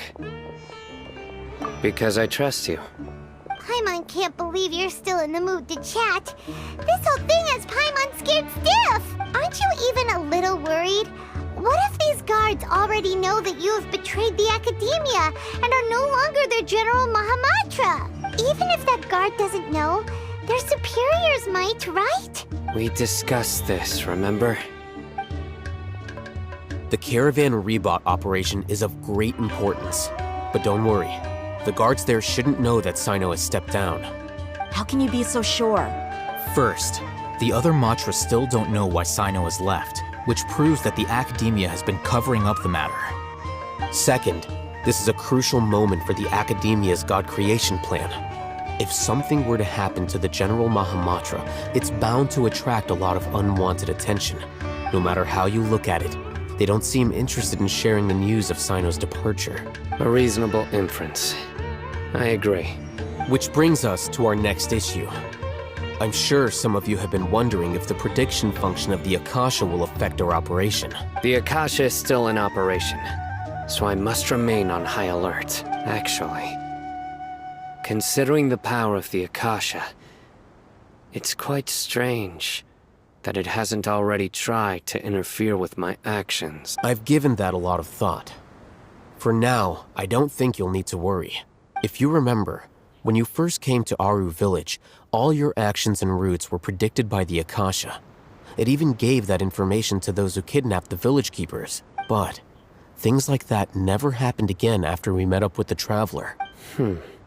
That's true. But why? Look at it from a different angle. Why do you think the Akasha will predict your actions?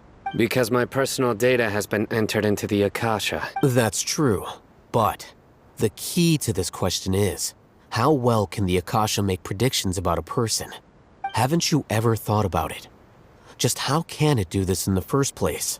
Because the Akasha controls the entirety of Sumeru. The Academia firmly believes that all human actions can be explained through logic. By sorting and analyzing entered data, the Akasha can derive behavioral logic and predict the actions of those who fit an existing logic model. However, at the risk of sounding like an advocate for fallacies, can everyone truly be considered logical at all times?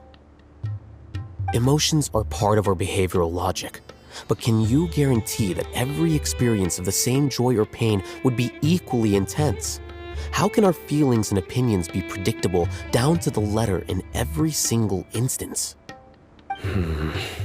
Sino, in the past, you've always worked alone.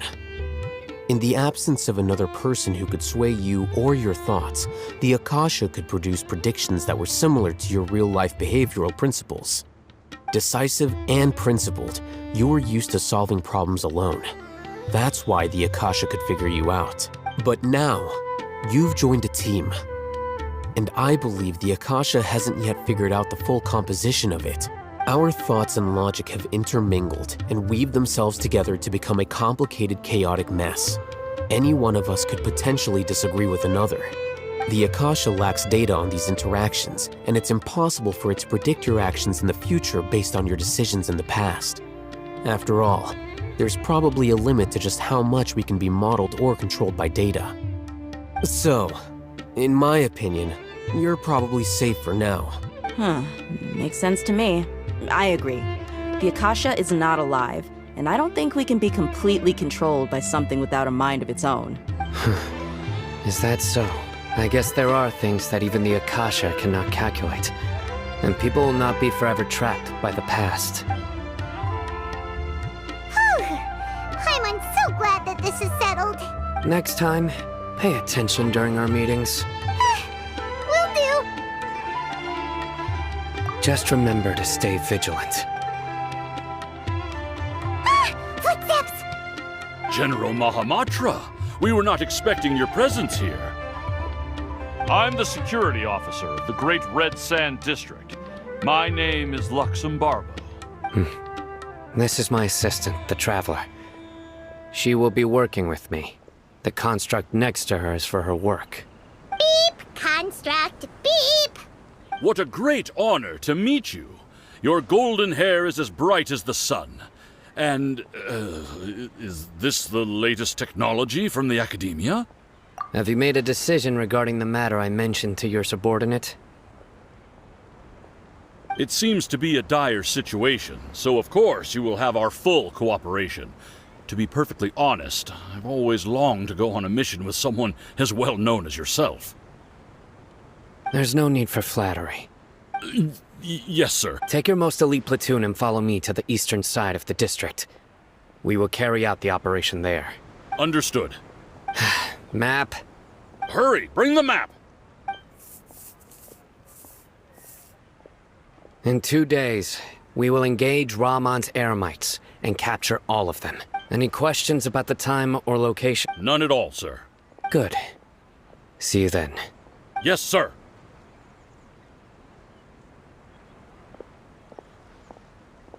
Maybe hanging around the General Mahamatra isn't so bad after all. Everyone's so respectful towards us. This is all due to the absolute authority of the Academia. And now, we're going to strike back against that massive pillar of power. Get ready. We will move out in 2 days.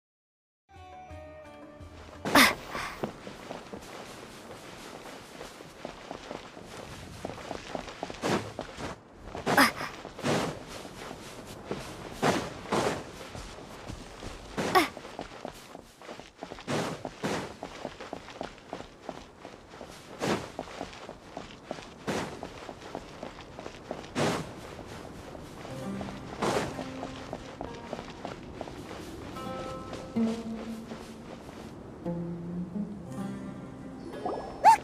Over there! Our helpers have arrived already! Let's hurry over! Wait a moment. Ah! Oh, it's you! You're my assistant, remember? Being my assistant, you must stay with me. Now let's head over there. It's General Mahamatra and his assistants. We meet again. You're here early. It's to show how important we think the operation is. Since this is a big case for the Academia, we are prepared to give it our best. I'm glad to hear your sense of resolve. Remember, we must capture them alive. They are our only leads for the case. If they die, we will be unable to continue the investigation. Understood. Everyone! The Eremites are approaching from the west! Make preparations and be ready for combat! Halt! Oh? What a warm welcome! What do you want? Judging from those shiny weapons in your hands, it seems like you're not interested in a deal. Rahman, the Academia has caught wind of your smuggling and illicit sales. If you value your life, I advise you to surrender. Who are you supposed to be? A Matra from the Academia? I can't believe you came all this way just to catch us. I'm not here to talk. Oh, nobody's given me this much time of day since I became a mercenary. Brothers! For that slight, let's wash our blades with their blood. Let's show them we Eremites are not to be messed with.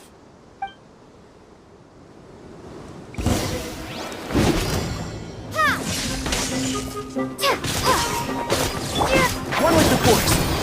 Yeah.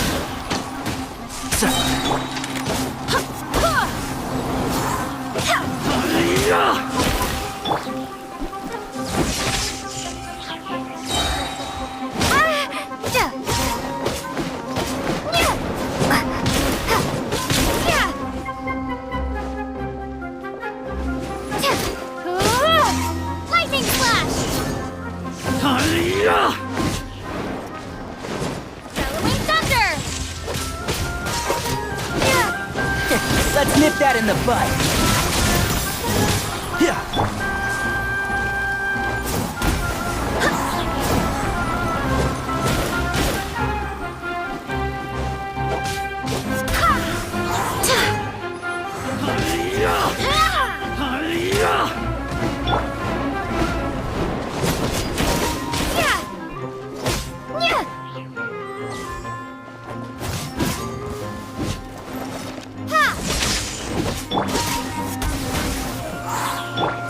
A little amuse-bouche!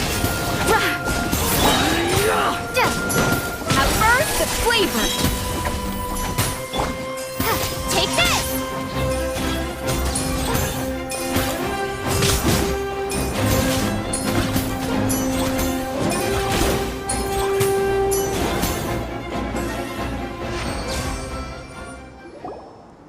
It's over. We have subdued them. The operation is now over. All Eremite mercenaries and related personnel in the area have been arrested. You pitiful Dendro Archon dogs! You'll regret this!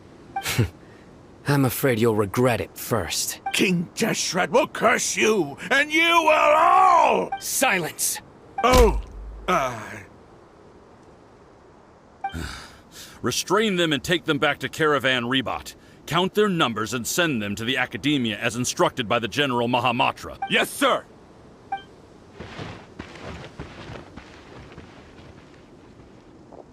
Mahamatra Sino, I will now take my leave. If you need further assistance, please come to Caravan Rebot and ask for me. Understood. You are dismissed. There they go. Let's talk elsewhere.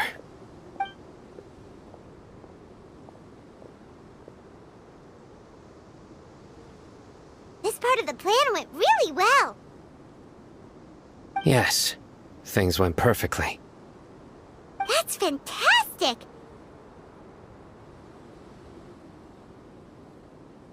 And that punch you gave Rahman there sure looked convincing enough. Once we're done here, I'll return to Caravan Rebot and oversee the group's transport. I promise. I'll get everyone into Sumeru City safely. Yeah, you're the reason why everything went so well. It's not the time to celebrate yet. I believe Dia should already be waiting for you. Go join up with her. She will need you to introduce her to Tainari. Speaking of which, is it really okay for us not to share the full plan with Tainari? What if he'll feel miffed about it and refuse to work with us? I have a very close relationship with Tainari. Given how well we know each other, I believe my message alone should be enough to bring him to our side. He knows I won't make jokes about things like this. If we need help, Tainari is the best option. Get ready for the next phase of the plan. Don't keep them waiting.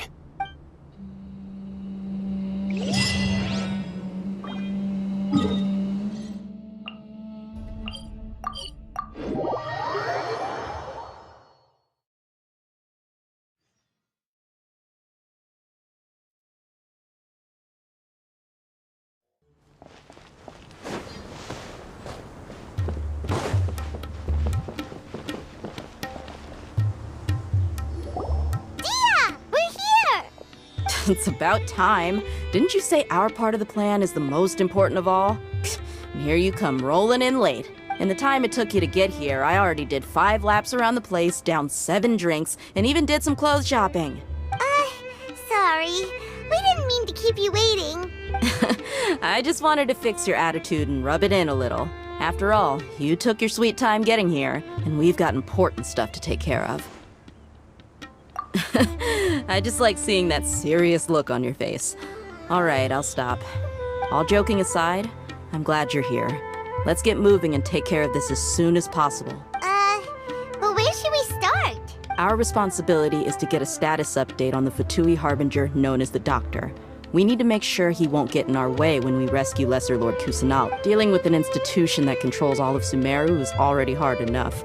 If the Doctor were to crash the party, it would be next to impossible for us to achieve our goals. Yeah, we sure don't want him showing up. Ooh, he really gives Paimon the creeps. Right? Hearing his name just reminds me of those stuffy old geezers in the academia. I'd rather not have to deal with someone like that. According to the plan, we should first go to Pardis DI and ask for Forest Watcher Tainari. If all Hatham and Sino's sources are solid, then we can be sure that Tainari still has the Academia's trust. So, we'll find Tainari and convince him to get us the latest intel on the Doctor. Then, depending on what we learn, we'll make any necessary adjustments to our plan. The sages have placed spies everywhere on the other side of the wall. I'll follow you as a bodyguard. You should be honored. I don't offer my services to just anyone you know. But Paimon thought mercenaries would do anything for Mora. That's certainly true. But when multiple employers are vying for your services, you should always go with the best offer.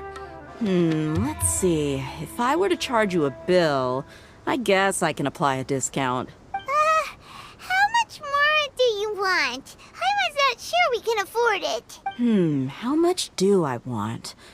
Hey, how about paying me with a smile? What do you say? I haven't seen you smiling much recently. If you ask me, someone like you must look lovely when they smile. Come on, give me a smile so that I can be less worried. Looking good! I hope this pretty smile will become our lucky charm. There are many kinds of smiles, but only a truly joyous one can bring blessings to others. Let's consider this smile a down payment for our future victory. Let's go. It's time to pay a visit to Pardis DI.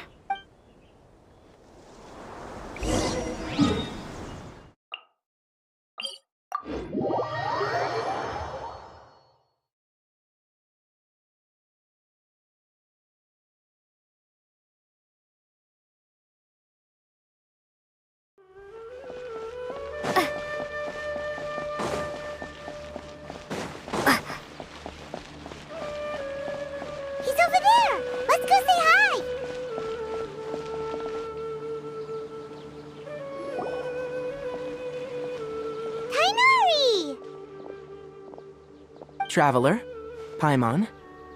And you are? Hey there. This is our friend Dia. She's an Aramite mercenary. A mercenary? You must have some big news for me. It's something really important. Please help us out. All right. Then follow me.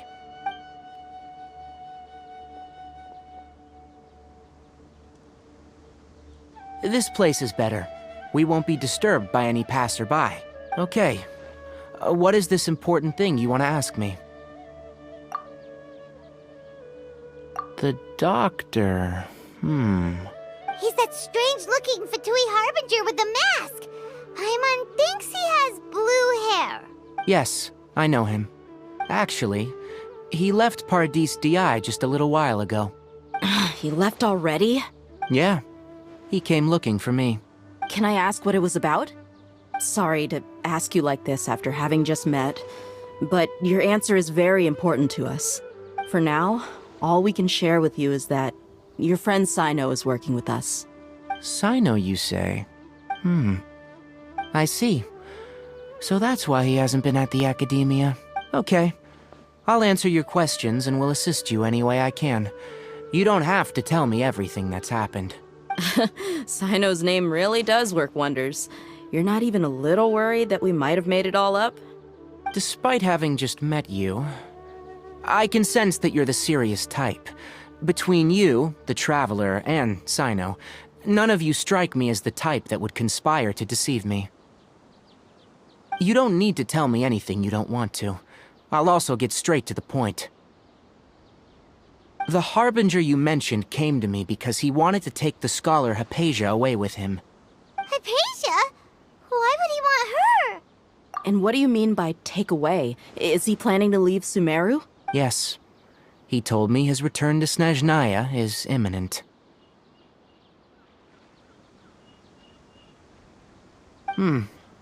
So you mean you're leaving this place soon? Indeed. Otherwise, we could have perhaps talked a little more. I was just about to set out when I remembered something important.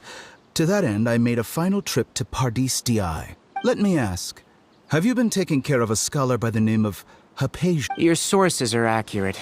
No doubt because you've recruited many informants. But you're right, Hypatia has indeed been receiving treatment from me. Forgive me for asking, but how's the treatment coming along? Given the way you're asking, I assume you have something to say. Since you asked, I'll be frank.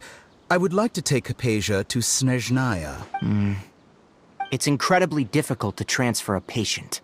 As a scholar yourself, shouldn't you at least be aware of this? Oh? I can't believe your utter lack of faith in me, to the point of even questioning my general level of knowledge. Well, you're the only one who's ever made such a request. I have my ways of keeping her safe during the journey. In addition, I can also promise that under my care, Hypatia will receive the most advanced and effective treatment. I will personally supervise her treatment and see to her recovery. Would that be agreeable to you? Hypatia was born in Sumeru and remains a scholar of the Academia. Her situation has not become dire enough to necessitate her transfer to another nation. Transporting her to Snezhnaya is risky, and the potential benefits are unknown. As the person currently responsible for her treatment, I cannot possibly sign off on this transfer. Your suggestion is rude and reckless. I'll pass.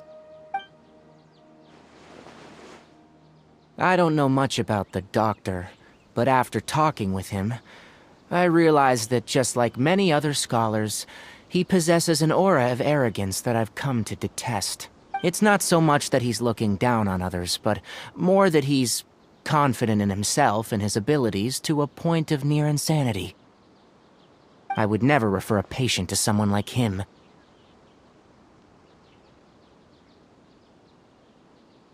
I prepared myself for a protracted battle of wits, and was really surprised to see him just give up on the topic. Still, his reaction really concerned me.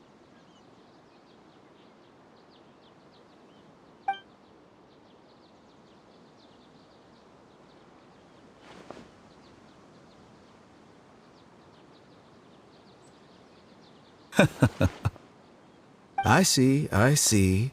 Of course, your opinion makes perfect sense. You're still young, but already quite stubborn. I must say, you are not like what I had expected. Under normal circumstances, I wouldn't just let you off the hook like this. But unfortunately, I'm in a hurry today, what with Her Most Noble Majesty the Tsaritsa calling for our return. Luckily, there is still some time left for me to take care of everything before I leave. It's just as the Academia said, you're a responsible and gifted scholar. Sadly, even with all of that, you're still lacking a bit of shrewdness. And that's also why people like you can never realize that sooner or later, everyone must pay the price for what they've learned.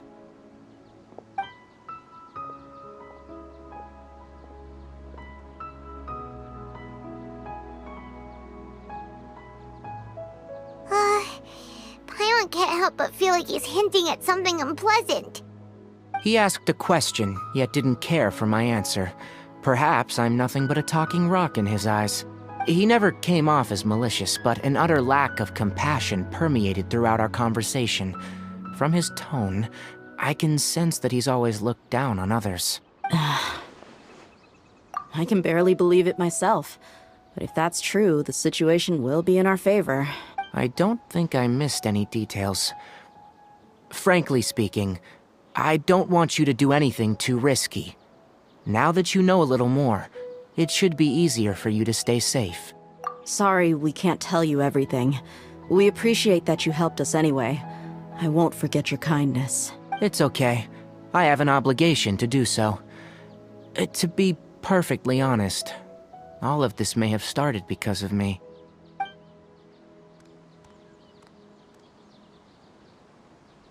Recently, my master wrote several letters to me, asking me to return to the Academia and assist him with his research. Hasn't he already asked you several times before? Yes, but there's something off about this most recent batch of letters. The handwriting and the tone are both familiar, but some details have been omitted. My master will occasionally leave a few dots on the back of the letter. 1 dot means that he wrote the letter on a sunny day, and 3 dots stand for a rainy day. This has been a habit of his for many years, but I didn't find any dots in his recent letters. I believe something may have happened to him. I get it. Since you are always at Gandharvaville, you would like me, someone already working at the Academia, to investigate this matter.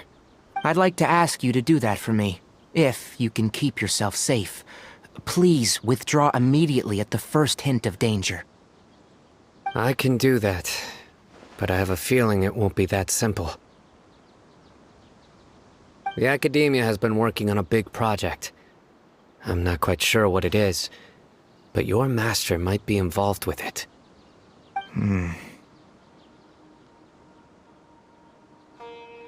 If the higher-ups really are hiding something, then it will be difficult to remove myself from the situation once the investigation starts.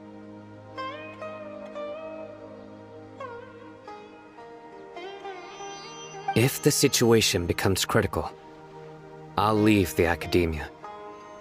If you don't see me there for an extended period, that's your cue.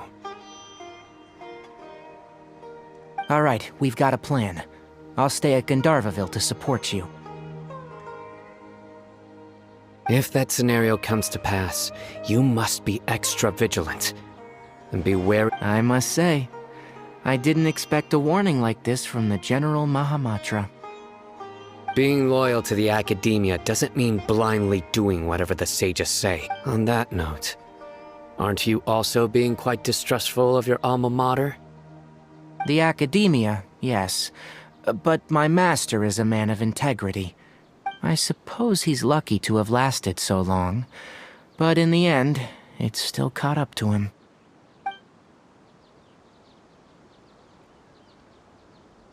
I see.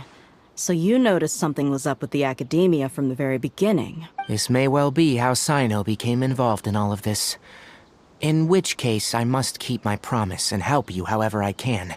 Also, if you run into Sino again, please help me pass on a message to him. Trust your own senses and experiences. I think this may be something he needs to hear right now. Okay, we'll find a chance to tell him. Thanks. Right. Now let's go hunt down this Harbinger. Oh, by the way, which way did the doctor go when he left Pardis Di? That way. Gotcha. Thanks so much. We'll be on our way.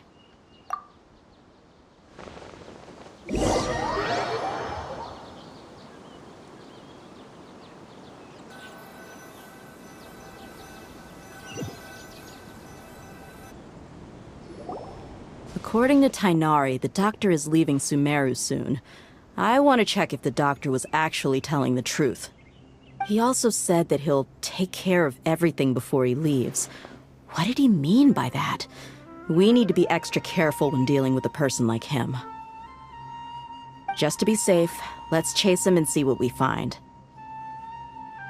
But we have no idea where he went! How can we start chasing him? We'll do it the mercenary way. I'll find leads as we go. All you have to do is just follow me. That Harbinger may have tried to cover his trail, but he still left some traces. Or perhaps he never even thought about concealing his whereabouts. Maybe that's just how arrogant he really is. Yep, we're headed in the right direction. The traces are still fresh, but there's no sign of his entourage. Clearly, they're in a hurry. It's just as I thought.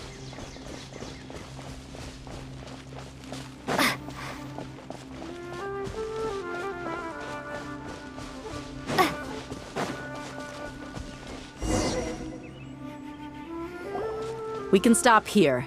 I think I know where the doctor went. To the south of here is Port Ormos, which seems to be where they're headed.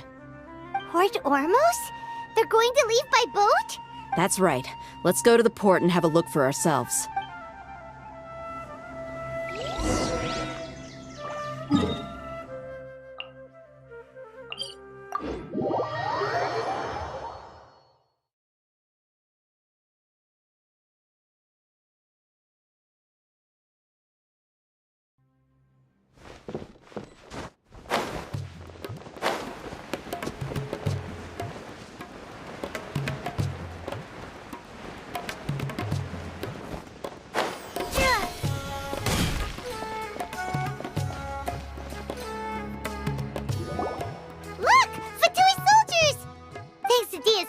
Skills seems we found the right place. Shh! Don't draw their attention.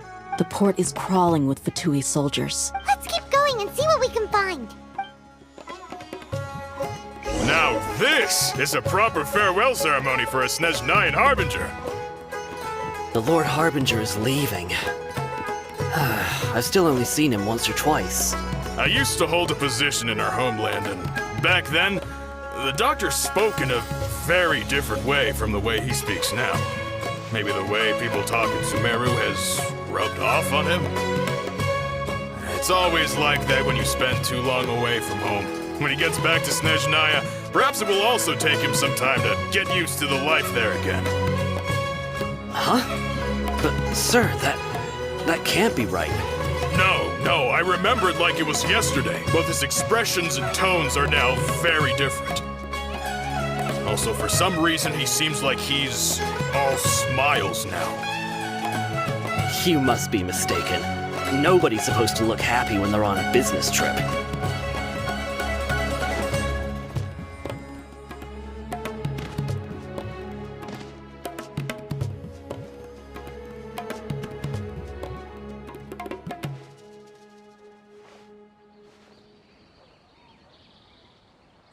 The doctor is on that boat. So he told the truth after all. He is actually leaving Sumeru.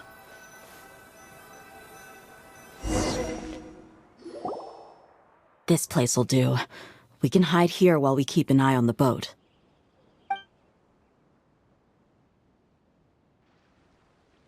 Uh-oh! He saw us! Huh? Is he waving at us? It's time to say goodbye. Wait, is he the only person on the boat? You mean there's nobody with him? And where are all the soldiers we saw in the port just now?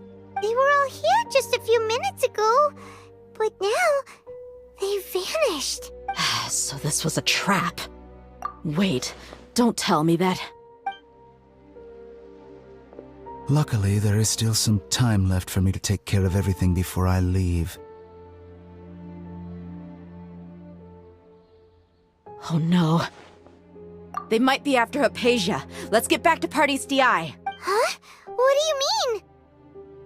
I'm afraid that she's seen something that she wasn't supposed to see. If I were the Fatui, I would also try to take her away. And if I couldn't... Oh no! Are you saying they're going to kill her? Let's go!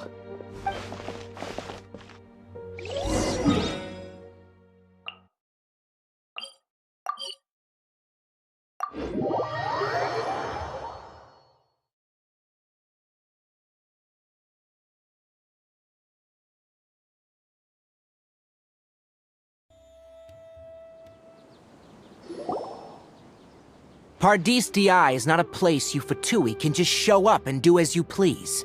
I believe we've already made ourselves quite clear. Our superior gave us permission to search for and collect medicinal herbs in Pardeus Dii for research purposes. But you've been in Sumeru for some time already. I find it coincidental that you chose to only come here today. Even the Grand Sage himself may not have the right to question our research, much less an ordinary scholar like yourself. I've done my duty to inform you.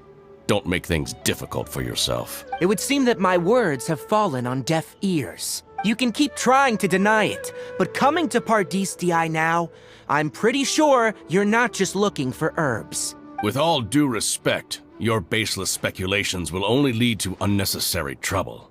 Well, you only have your Harbinger to blame. He knows nothing about keeping a low profile. I may be staying at Pardeus Dii as a scholar, but that doesn't mean I'm no longer a Forest Watcher. It is still my duty to protect the peace and safety of the scholars who have contributed so much to Sumeru. Then it seems our conversation has hit an impasse. No one will lay a hand on you, Hypatia. Not on my watch. Tigari! Are you alright? I'm fine. These Fatui have really crossed the line. Time to teach them a lesson.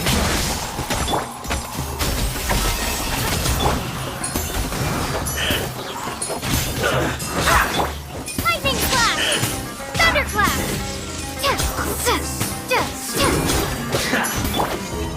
Can't see? Let's nip that in the bud.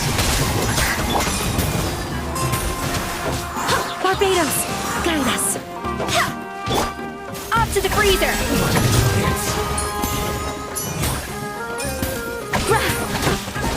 Use this first.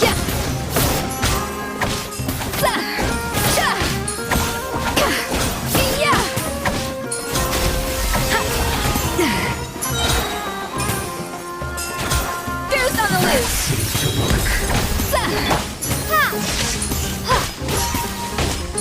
There's no use resisting!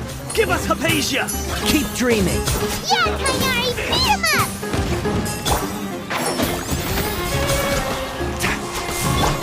A little amuse-bouche! Take this! Stay right. I hear everything! Enshroud! I slipped up.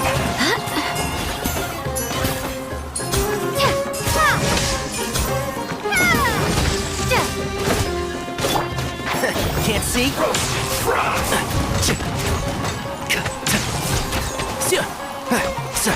You need to hurry up. I'll uproot you!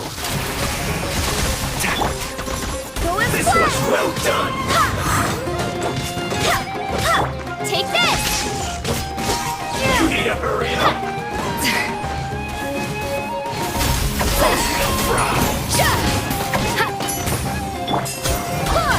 I swear by my sword!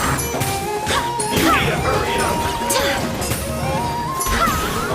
This was well done. Bellowing thunder! The doctor's orders are absolute! Yeah? You've been someone's lapdog for so long that you don't know anything else now!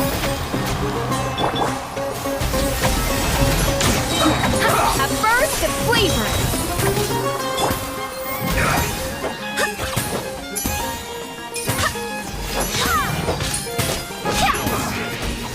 Yes.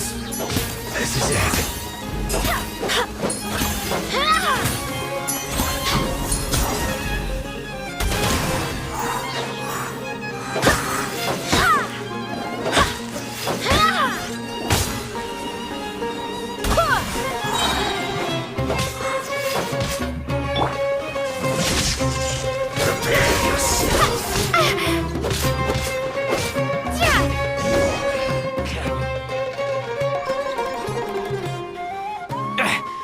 We're not getting anywhere. Traveler, Paimon, please go to Hypatia. We need to make sure they don't try to sneak around and attack from behind. Got it! Hypatia's still here. Doesn't look like anyone's broken in.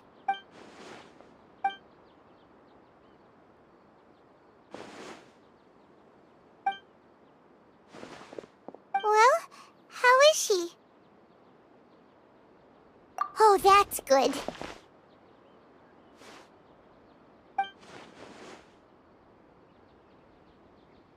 So, you think this is over?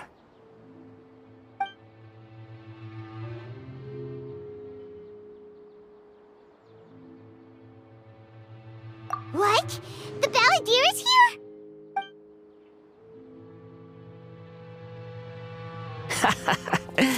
I've missed that look of abject horror. You've given me that look every time we meet. But, where is he?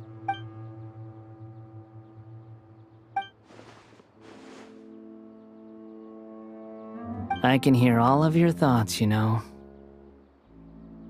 Don't you remember? I already saw you the first time you came to Parties DI and made contact with Hypatia. I didn't need to do anything. It is her honor to be able to connect her consciousness with me. Who are you talking to? It can't be the Balladeer, right? That's impossible. I know you must be curious. I might as well tell you that I decided to enter Hypatia's consciousness the moment I sensed your touch. I wanted to observe you on a fool's errand. Hey, Traveler! What are you doing? My deification is nearly complete. All that's left now are just some final details. Do you understand? Even if you manage to rescue Lesser Lord Kusanali, it will be impossible for you to defeat a bona fide god like me.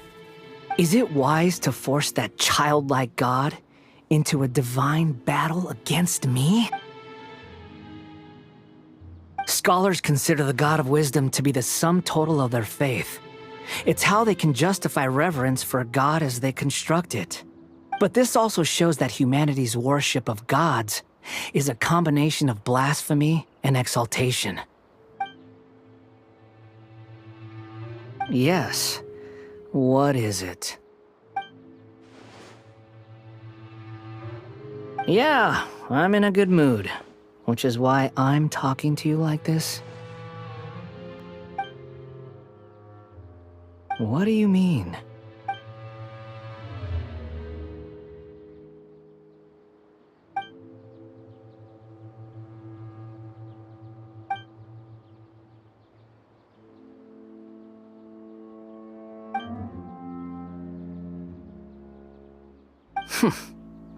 Those words almost make you sound like a friend who actually cares, but you're wrong.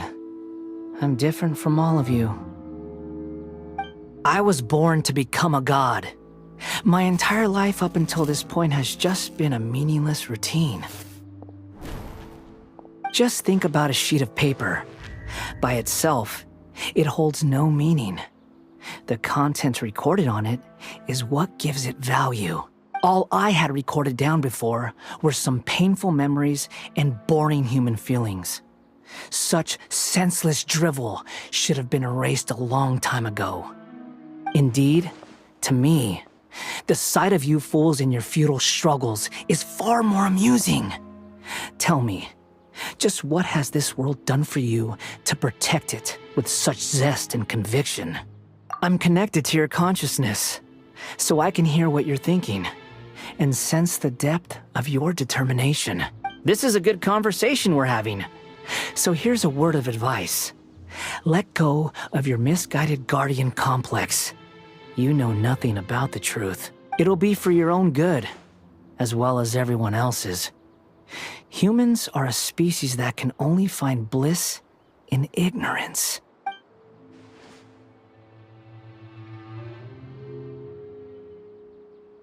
Ah, you've seen my affection for her. If you were in my position, I think you'd feel the same way. She peered into my consciousness and saw my past. Someone like that is qualified to become my first follower. All gods need followers. So Hypatia has been chosen. Her appearance heralds my imminent arrival at the throne of divinity, while her worship shall become my glory. You're doubting me again? No matter. Soon, you'll know what kind of authority you're challenging. Who wants to hurt my devout follower?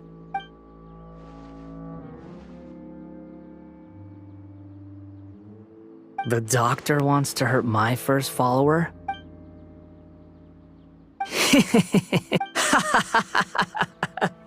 How very amusing. Has anyone ever told you that you're not good at sowing discord? The doctor has never known his place. Even now, the puny human thinks himself capable of interfering in the business of the new god. You're still too naive if you think a few words will be enough to convince me to destroy the doctor. But I'm willing to give you a gift, just like my expression of affection towards Hypatia. It is an honor for you to be able to stand here and speak with me. As my listener, you will be rewarded. Both good things and bad things can be called gifts. After all, gods have never needed to be reasonable. Paimon hears thunder! That person Paimon couldn't see was the Balladeer? Oh, he sure chatted with you for a while.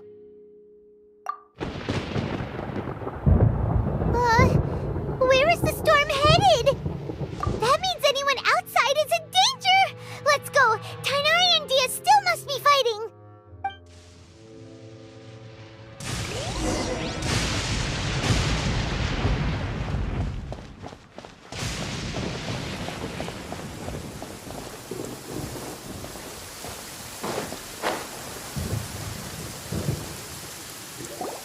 Oh! Have the Fatui retreated? Hey! What happened to you? He's hurt. I'm fine. Ow! Don't move. I've seen eremites get struck by lightning before. You need to rest. Struck by lightning? We were fighting, and just as things started looking grim, the weather suddenly became extremely strange. Lightning started attacking everyone, almost as if it were alive. Luckily, there were only two of us, and both of us were nimble enough to dodge most of the strikes. There were a lot of Fatui, though, and they were being torn to shreds by the bolts of lightning. With that, all the Fatui soldiers were forced to retreat. It's all right.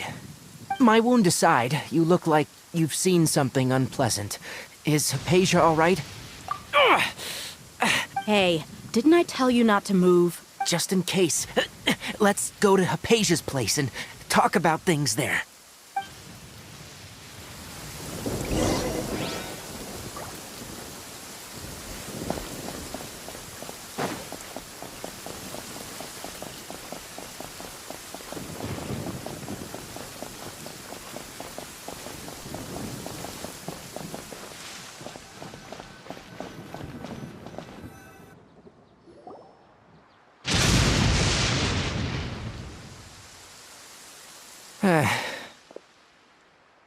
Thank goodness she's fine. Hey, how about taking care of yourself first? I understand my condition. The wound is not fatal. I'll be all right. Ugh. The more you understand medicine, the worse of a patient you become. I know. They always think they can push through the pain. Oh, he sat down. Let me rest for a bit. Sorry, traveler. Now you may start.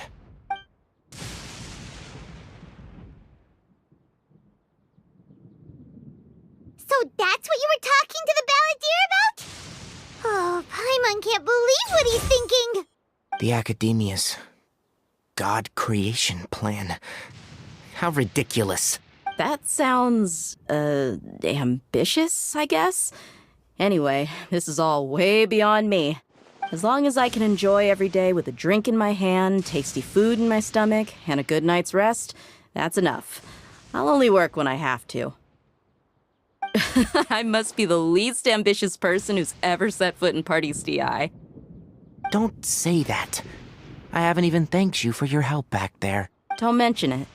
Well, if nothing else, all this proves that the doctor really did have some urgent matter to attend to, and left Sumeru in a hurry.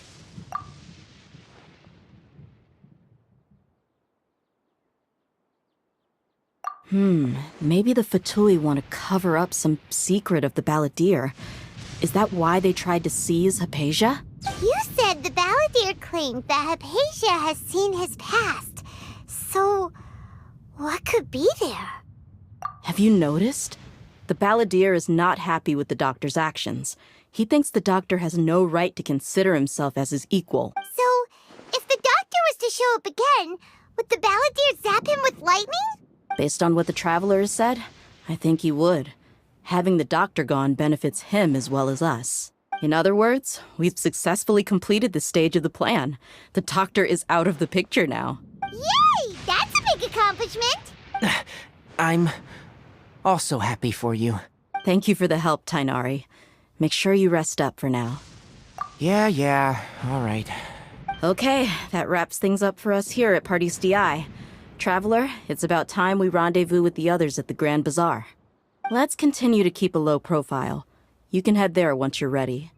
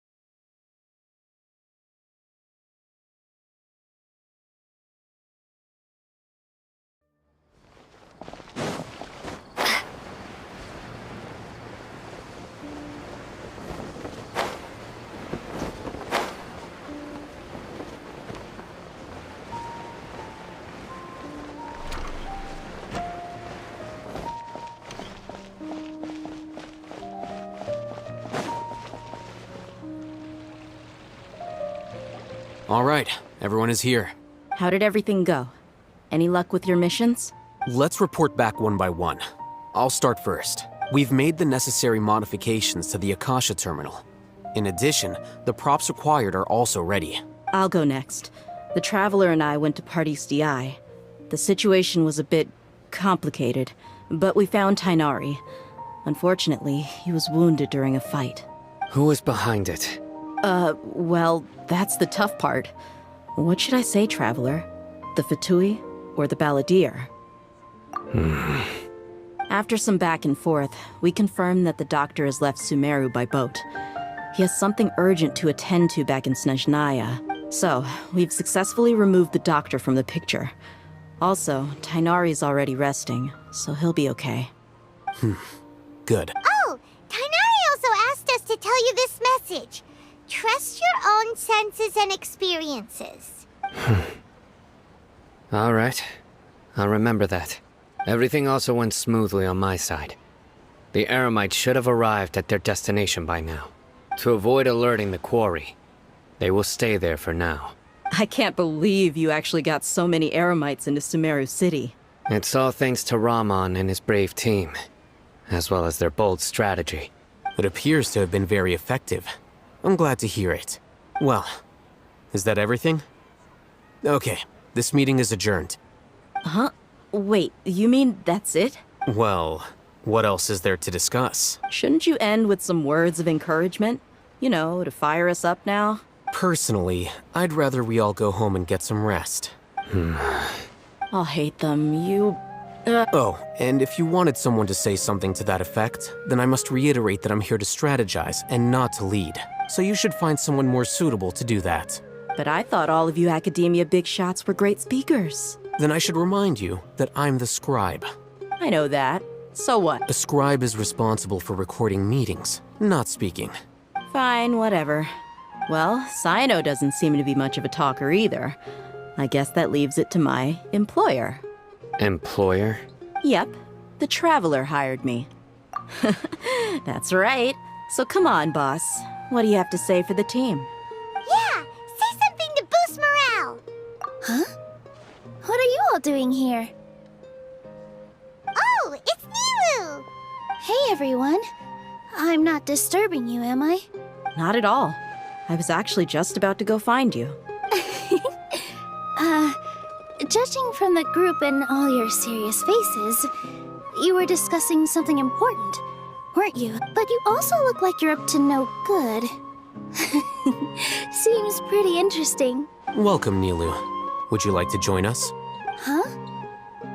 Join you? You mean you also want to discuss something important with... Yes. Something very important. Nilu, are there any breaks in your performance schedule in the upcoming days? Huh? Wait, you're seriously inviting me?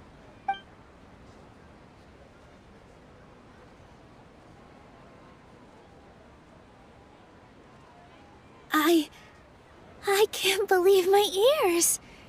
You are truly the bravest and most passionate people of Sumeru, well, that I've ever met.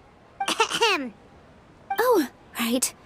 The Traveler and Paimon are not from Sumeru, but you are awesome as well. That's right.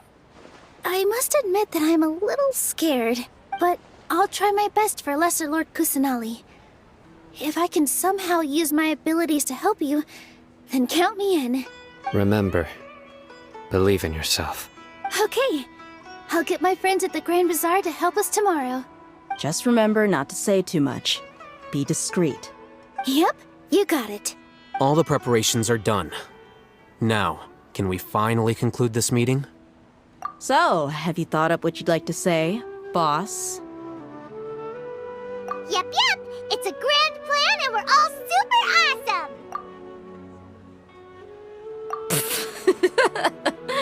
Well said. A good night's rest before an operation can be the difference between success and failure. Thankfully, I've had my place to myself recently. It's been nice and quiet. Uh-huh? Oh, nothing. Alright, let's all go home and get a good night's sleep so we can be up early tomorrow. Okay. So I guess that means it's time to say goodnight now. Yep, good night, everyone!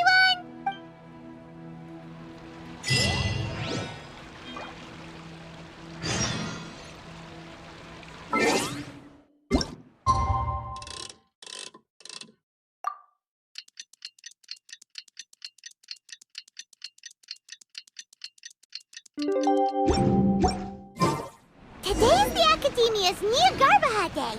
We can finally put our plan into action!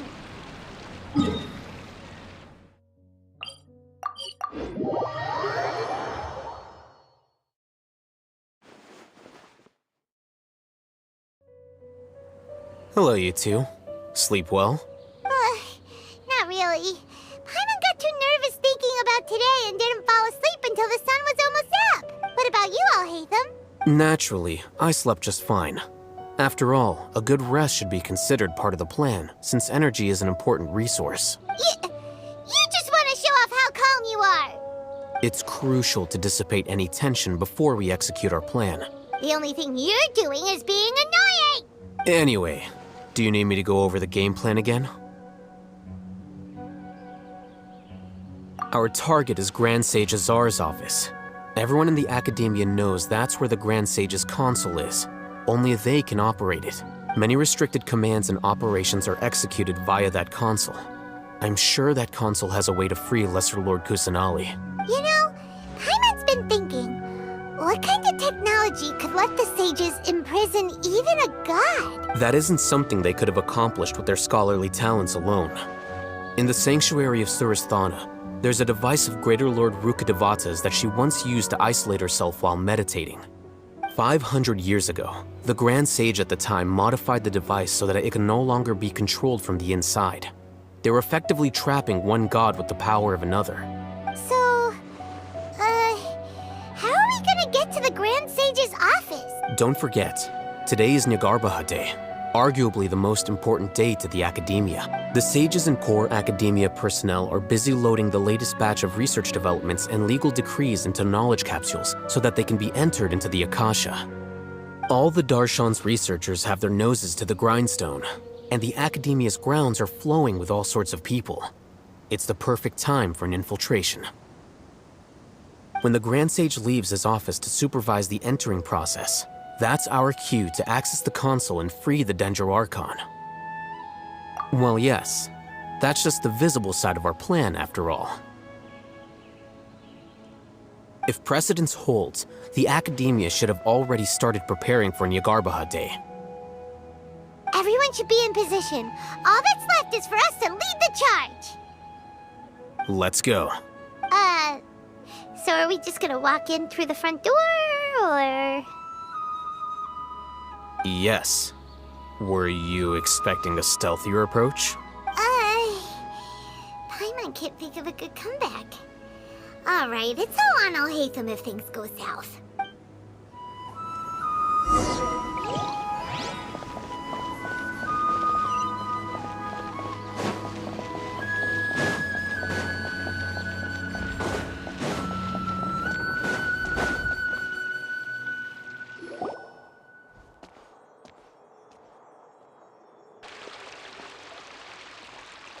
Scribe?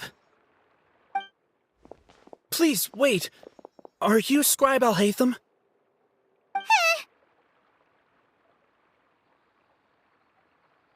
That's me. Is something the matter? I'm in a hurry. No. I was just surprised to see you here. I had heard that the sages were looking for you not long ago, but I didn't know what for. And, also, please don't bring outside guests into the academia. Outside guests? How did you arrive at such a conclusion? Your groundless inference shames the Haravatat Darshan. What did you say? I'm the top student in Haravatat, and I earned 3rd place at the last Inter-Darshan debate. Don't look down on me! That wasn't my intention. As your Haravatat senior, I just assumed that you possessed a greater aptitude for critical thinking. Look, based on what you already know, the purpose of my return and the reason they're here should be obvious. Is that so? Wait a moment. Let me think. Don't tell me the answer. The sages search for you. A blonde-haired traveler. Outside guests. So, from the start, the sages weren't looking for you, but this traveler? And you were gone from the academia for so long because... Hey, shh. Yes, you've proven yourself as the top student in Haravatat. I surmise you've arrived at the correct conclusion. As I expected. Please, forgive me. I wasn't thinking clearly just now. Thank you for getting me back on track. It's nothing. We'll be on our way then. All right. Thank you for your contributions to the academia, Scribe.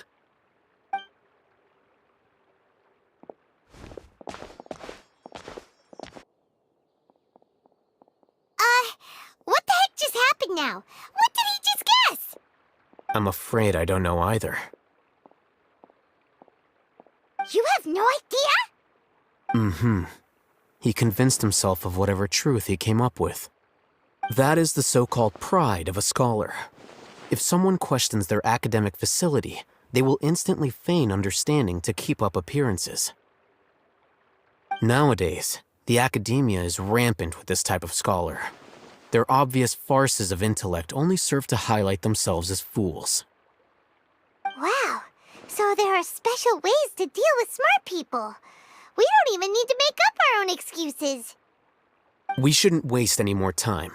It would be problematic if we missed our window of opportunity. Let's go.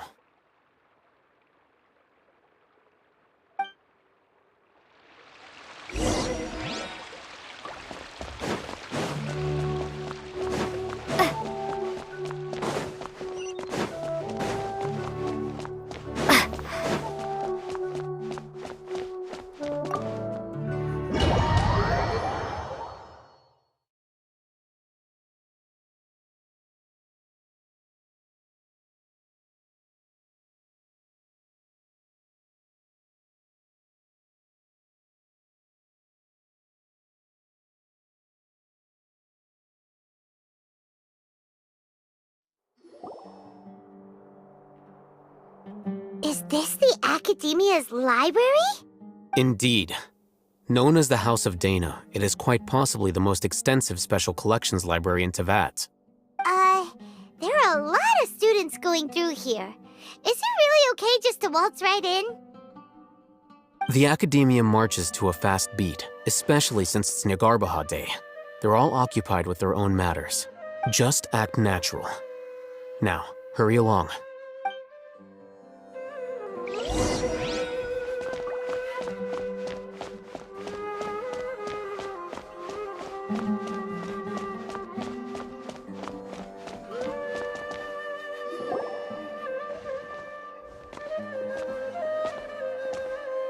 What's this platform for? It's a lift that Academia personnel use to access higher floors. Are we gonna take it then?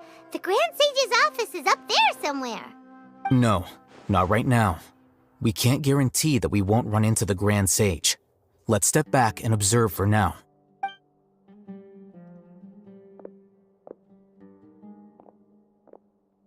You think the Grand Sage will exit from there?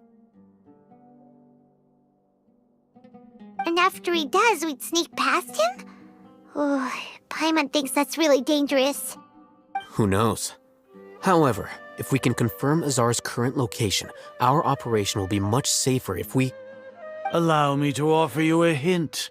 If you wish to know his location, look behind you. What's Grand Sage Azar doing here? Do not tell me you believed the Academia would not grow suspicious of you after such a prolonged absence, scribe. An eyewitness had informed me of your whereabouts, so I came to personally welcome you. Grand Sage, I didn't expect you to care so much about me. I'm truly flattered. I'm sure. But compared to you, I am far more interested in these two unexpected guests. You are the Traveler and Paimon, correct? It's a pity that only now have I been afforded the opportunity to formally meet two of Sumeru's most esteemed guests. I do apologize for my lack of decorum. Excellent. You immediately initiated discussion instead of attempting to prepare some perfunctory excuse. You clearly understand the situation at hand, and have no intention of making a reckless stand. The foot traffic here renders this place unsuitable for discussion. Please, follow me to my office.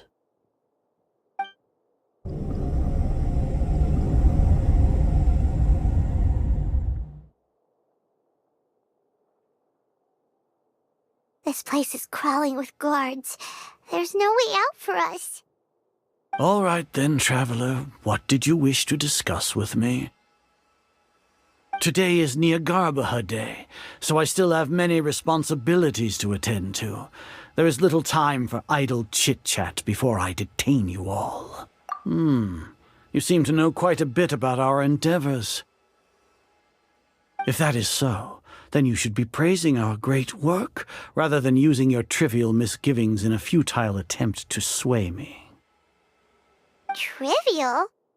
Then tell me, what do the Fatui want from me? Worthless. Those are all completely worthless. Benefits, divine power. These materialistic words do nothing but debase our great work. Creating a god. Yes, we are using human wisdom to create a god. If humanity cannot attain omniscience and omnipotence, then we shall create a god to reveal them. This is the pinnacle of human wisdom. We shall regain a god's guidance at long last. No longer will we flounder in the interminable void of consciousness and knowledge. Even Ermin's soul will be freed from its plight. For our nation of scholars, this is the ultimate aspiration. No cost is too great to realize it. You will never understand the rapture of having a god be born within your very hands. With your degree of knowledge, you cannot even comprehend such an emotion. Gods exist on a plane that far eclipses humanity's. Lesser Lord Kusanali, what can she even do? Care for the people? Fend off sandstorms? Fabricate silly fairy tales? These are but child's play for the Academia. Does that make us equal to the gods? We are a people favored by Greater Lord Rukkhadevata. Though I may have personally not seen it, our forefathers bore witness to true wisdom. The ascension of the Lesser Lord has brought nothing but bewilderment to the scholars. They all ask, is that truly what true wisdom is supposed to look like? With that in mind, it is better to keep her isolated in the sanctuary of Surasthana, so our academy will not become embroiled in turmoil. What a pathetic justification! Do you really think that only the super smart or powerful should be able to call themselves gods? As per your judgment, Grand Sage, they are indeed dangerous individuals. Not only are they acting against the academia, but their ideologies have the potential to lead scholars astray. Looks like they're real— Alhaitham? Are you talking about— Anyway, I've brought them to the academia as ordered, but it took some time and trouble. Oh, that reminds me. Here's the investigation report you had requested. It's a summary of my time spent with the Traveler. An array of information about her ready for your perusal. Alhaitham? So you're still on the academia side! We finally started to trust you!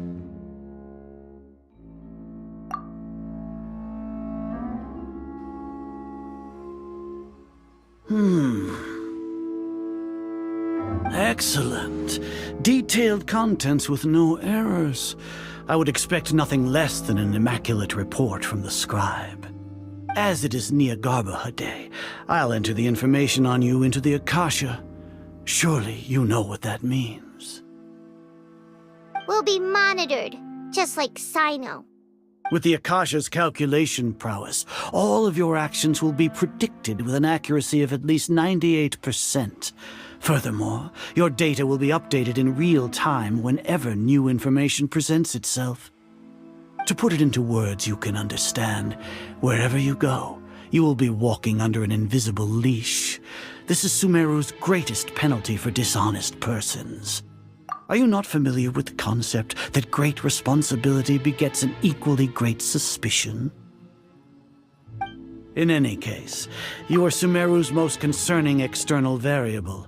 Locking you down will greatly decrease the chance of any undesirable outcomes coming to pass. You're despicable!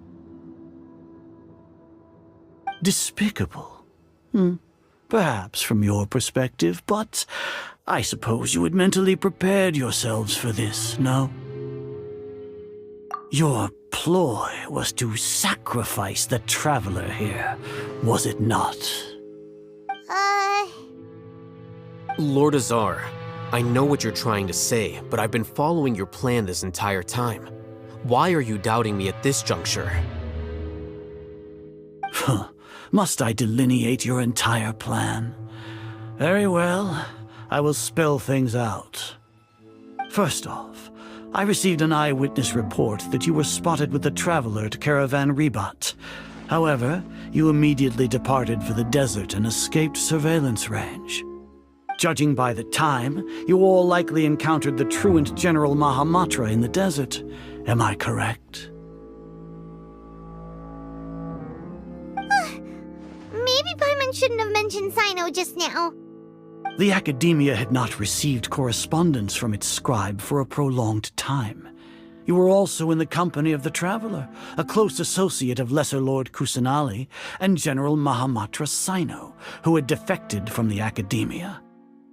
With their instigation, what was the probability that you would betray the Academia? Rationally speaking, 50%? 70%? What do you think? Regardless, that's only a guess. The facts are that I've brought the Traveler right before you, and I gave you my report. Indeed, your boldness deserves praise. To think that despite status as an outlander, the Traveler is still willing to sacrifice for the sake of your plan. If I'm correct, you have a contingency plan to save Lesser Lord Kusanali and ruin our great work. Sneak into the Academia on Niagarbaha Day, using Alhaitham's status as the scribe. For there is a good chance that an opportunity to save the Lesser Lord will arise. Should your intentions be discovered, Alhaitham will turn traitor and sacrifice the Traveler, thus proving his innocence. He can then stay inside the Academia and continue searching for a way to proceed forward. As for Sino, according to the Akasha's calculations, he will soon return to the Academia and confront me in person. I suppose this is also a part of your plan? You'll see me as a traitor regardless of what I say. No, even if you impugn me, it would have little effect on you all. You misunderstand. Losing our scribe would irreparably damage the Academia's regular operations and the development of Sumeru's future academic systems. However, under the current circumstances, even that is trivial compared to what we stand to gain from our great work. You said that I betrayed the Academia, but you, Azar, you've betrayed all of Sumeru, betrayed its archon. So flight has turned to fight at long last.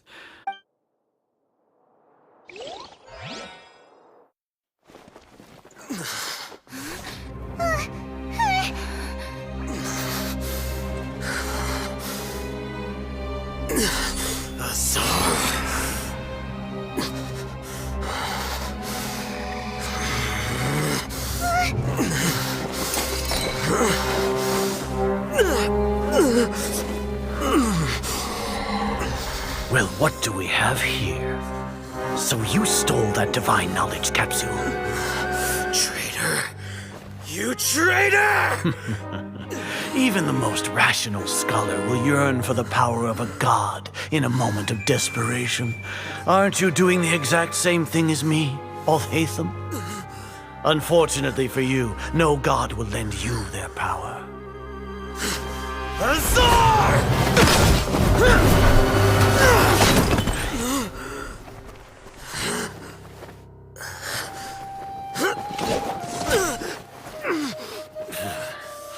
He has gone completely insane.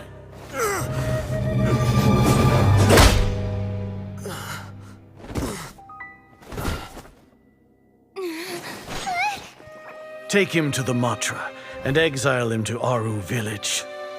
Then find someone to take these two to the confinement room. I'll deal with them later.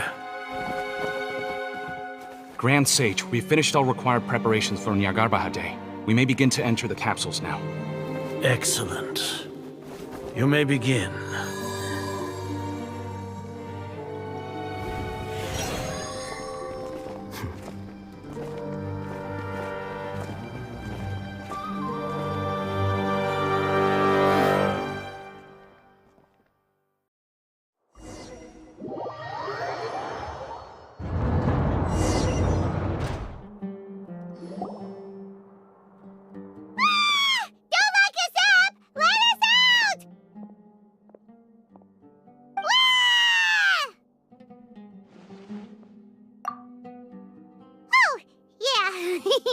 Paimon got a bit carried away there.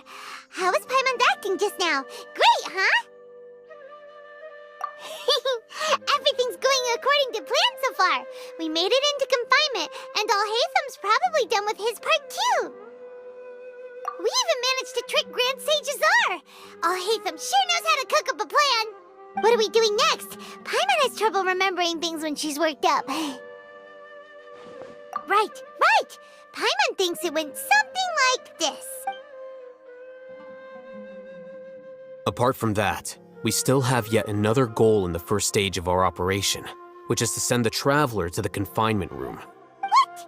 Why do we want to get her locked up on purpose? She's always been the person the sages are most afraid of, as well as the greatest obstacle to the successful implementation of their plan. They are very aware of the risk she poses to them. Once the Traveler is imprisoned, the sages will likely think that everything is under control. And with their guard down, the next phase of our plan will have a much higher chance of success. I can already see the pompous looks on their faces. Oh, that's a super tricky plan. But Paimon still thinks it's not really worth it. That isn't the only reason, of course. She has a more important task once she's in confinement. According to the Academia scholars in Ramon's custody, Lesser Lord Kusanali has sealed off her consciousness in the Akasha ever since she was captured by the Doctor. That way, they can't pry any more information from her.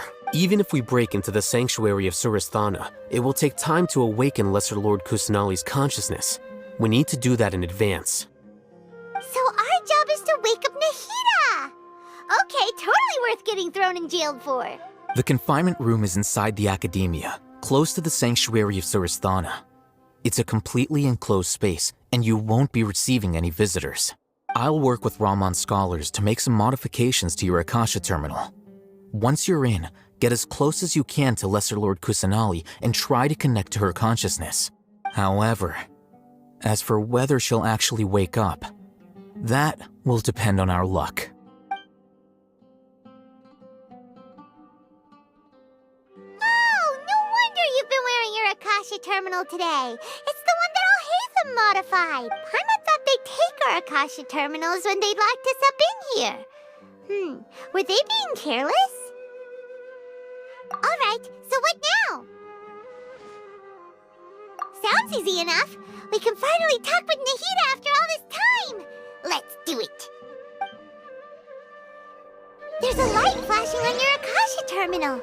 It's almost like... the faster it blinks, the better the signal.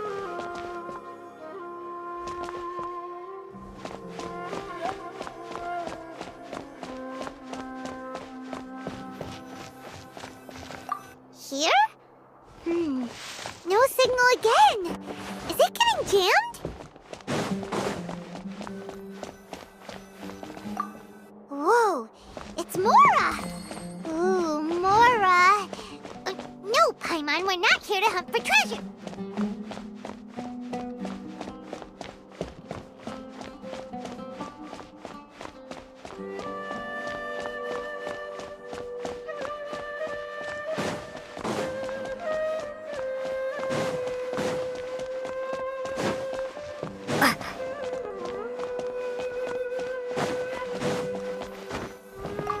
Here?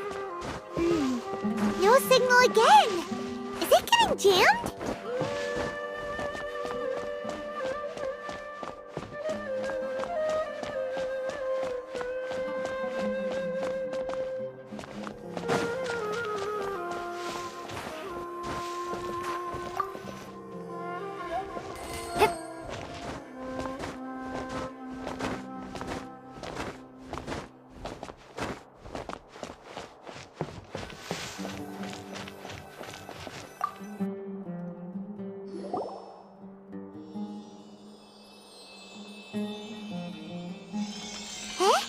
Is this the right spot?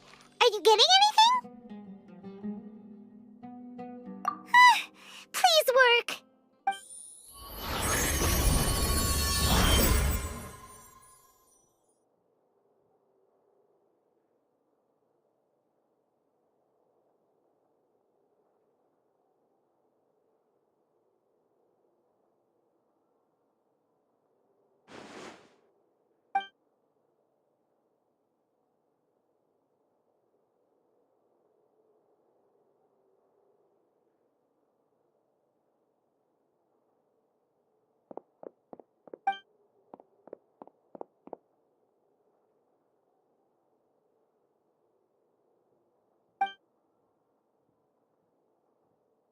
Nahida! Hey, Nahida!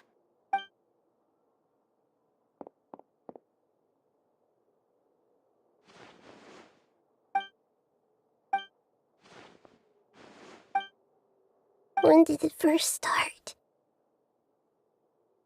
Oh, right. It started from the moment I was born. I wanted to become a worthy archon. So I've kept studying, kept listening to my people and their hearts, kept looking for a way to save Irminsul, so I can catch up to Greater Lord Rukkhadevata. But I'm stuck in the sanctuary of Surasthana. The sages are creating a god to replace me, and I'm forced to lock my consciousness in this boundless darkness. Nahida!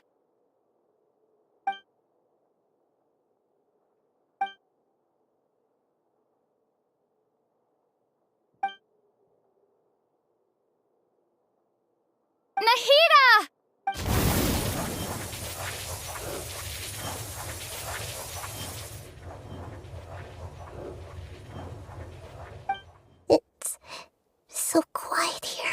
Now that I think of it, I don't think I've ever actually listened to my own inner voice. Do archons have them? Should archons have them? Have I been doing the right thing? Am I really not needed? How do I really feel about all of this? It's so quiet here. Since you're the god of wisdom, you've known the answers to all these questions since the very beginning, haven't you? Who are you? Whose voice is that? It sounds familiar. You're right, though. I won't ignore my own voice anymore.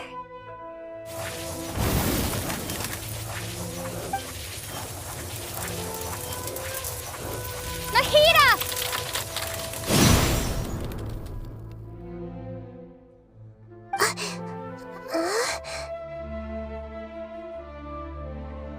Nahida? Did you wake me up? Thank you. Why are you here? We're here to rescue you. Are you alright? I'm fine. It's just when I think of everything that's happened to me, I feel really angry now. You should have been angry ages ago.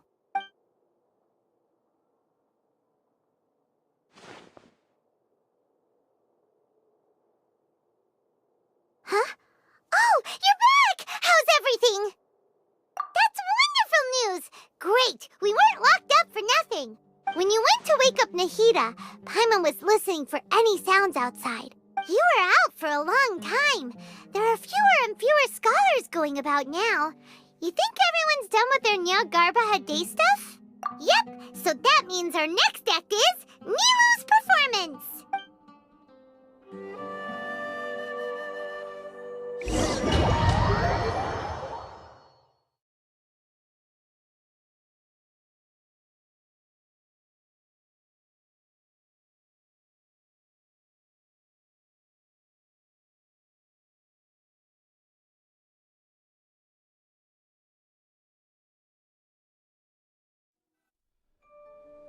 Nilu, are you sure about this? You're taking such a great risk for them. I'm sure, and I'm going. You know that I don't like to pass up any opportunity to dance, and this one is especially important. All right. You seem to have a lot of trust in them, so I won't say more on the subject. But if anything happens, the few of us here may not be able to help you. Don't worry. They've been through worse. Everything's going to be fine. All right. You know, if you really do get arrested, we'll do everything we can to get you back. Be careful, even if it's only for our sakes. Thanks, Mr. Zubair. You're so very kind.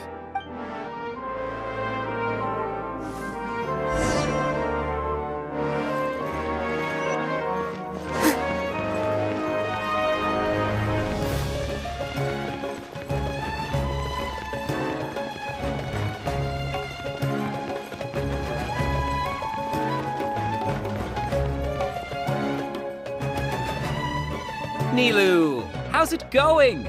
Nervous? Definitely more than usual. But it's because I'm worried I won't dance well enough. It's okay. Just focus on your performance. We'll take care of everything else.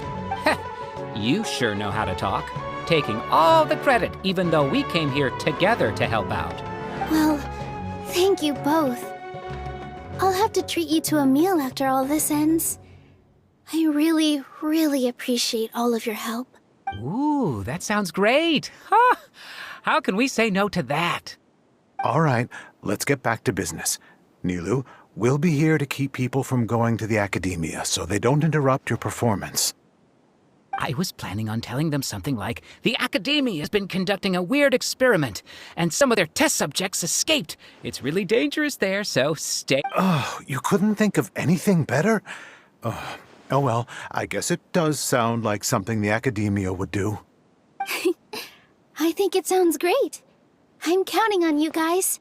Don't worry, it'll be a piece of cake.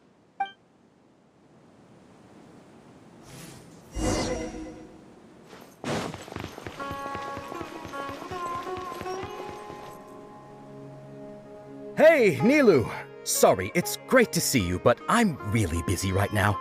Our Bait People Away with Yalda Candies plan is working beautifully. Do you want some candy? We have more than we can give out.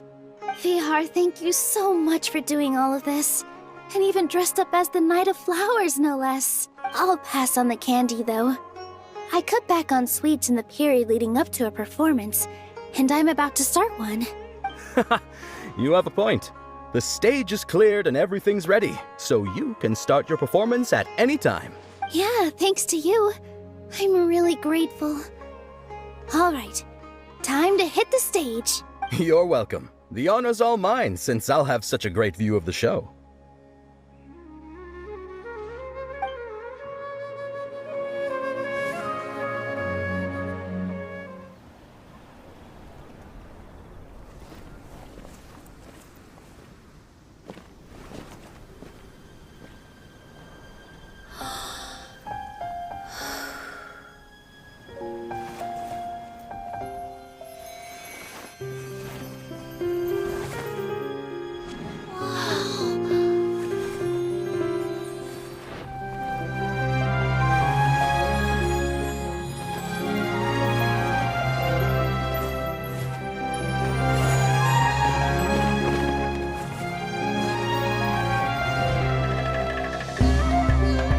I've never seen a performance like this.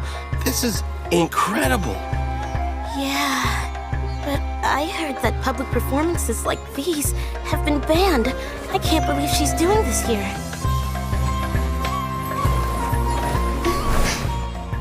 Grand Sage, there's some commotion outside. How uninteresting. Issue the new Prohibition Act from the Akasha to the guards. They'll know what to do. Do you think we should, stop her? Let's just watch for a little bit longer.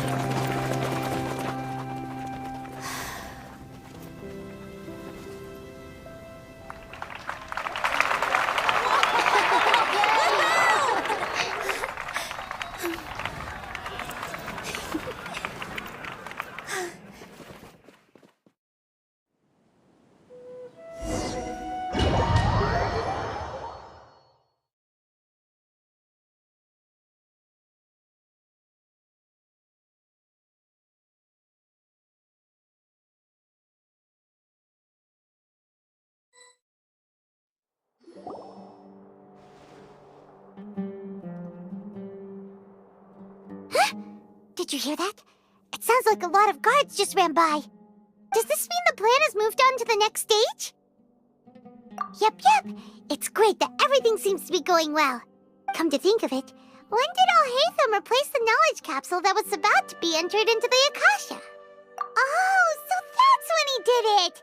Paimon was too nervous to notice. Speaking of, didn't Alhaitham also yoink the divine knowledge capsule from that mercenary leader in Port Ormos when everyone else was distracted? It's a time-tested trick of his. Why are we complimenting him? Yeah, he's smart and all, but he still makes Paimon's blood boil.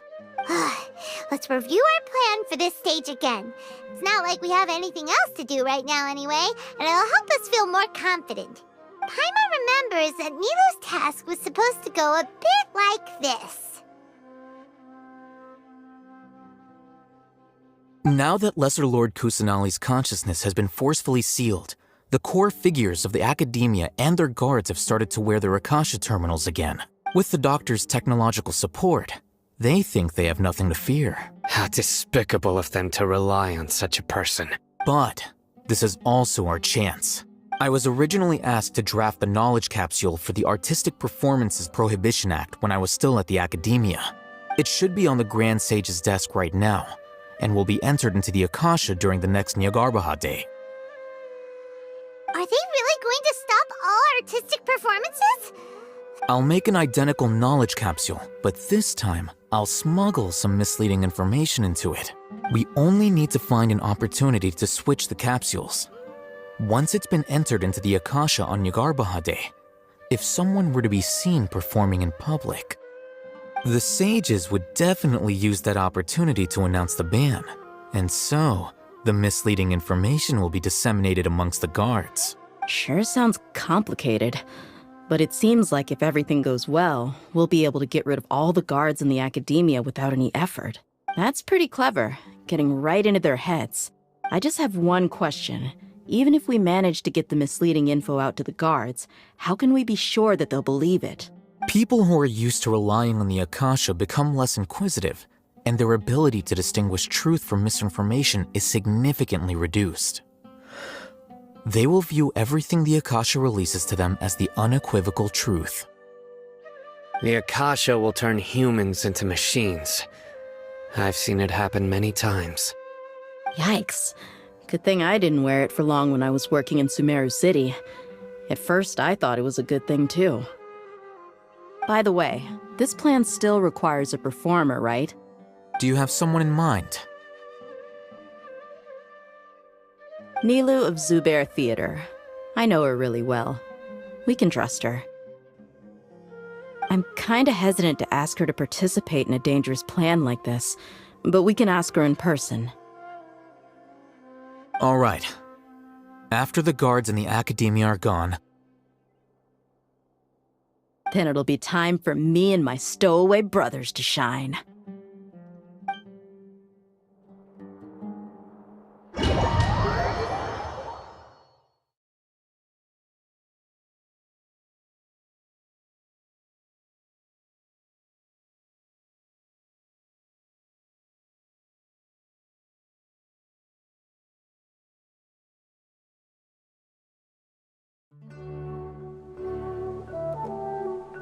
Here they come. Did you see that, Raman? They came out from the academia in droves. After laying low in the city for so long, this is the moment we've been waiting for. My brothers have already sprung into action. We couldn't do anything to them inside their coop, but outside the academia, this is our hunting ground. With a lioness like you, the prey sure won't be able to run far. We still need to eliminate the guards as soon as possible. If we give the sages enough time to realize what's happening, the plan's doomed. All they've done is to sit on their cushy salaries and twiddle their thumbs all day while we fought and struggled every day in the desert. The only advantage they might have is their numbers. Speaking of which, most of the guards who report directly to the 6 sages belong to the Corps of 30, but they have a completely different reputation. Following those blasted sages every whim, throwing away all the principles of being a mercenary. As someone in the same profession, I'm obligated to teach them a good lesson today. Indeed, the trap has been set. All we need to do is lead them there. All right, let's each take a road and herd those scattered guards back into one place. Make sure to attract their attention. Isak will be the key. You gave such an important task to that child. Will he be okay? It'll be fine. Isak was so determined to help, so let's put our faith in him. Besides, even if he's caught, the guards would be too scared to do anything to him. They've never seen Lesser Lord Kusanali in person, after all. You've got a point. Anyway, I think I see them coming. Let's head out. Good luck.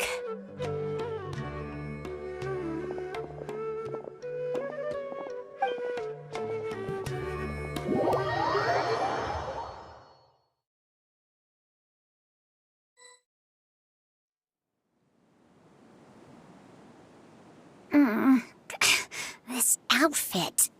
Hey, do you remember what you need to do, Isak? When the guards get here, you'll pretend to be Lesser Lord Kusanali and run away from them. Oh, yeah, I remember. Of course I do. I'm just a little nervous. Relax. Don't think about getting caught. Even if that happens, we won't leave you behind. You only need to think about getting the guards' attention and leading them to the Grand Bazaar. Leave the rest to us.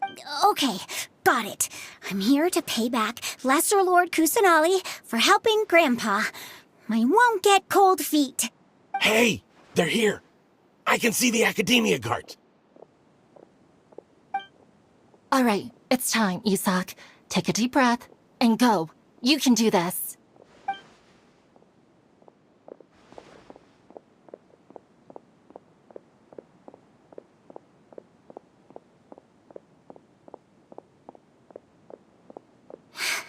Why is there a guard over there? Did he already run ahead of me? This is different from our plan. But there's no time. I need to make a choice. Huh? Did I just see something dart by? I'd better go have a look. Were my eyes playing tricks on me? I should go check to see if someone's hiding over there. There seems to be nothing here. Just a... Good thing they didn't find me. I was close. I'd better hurry and keep going.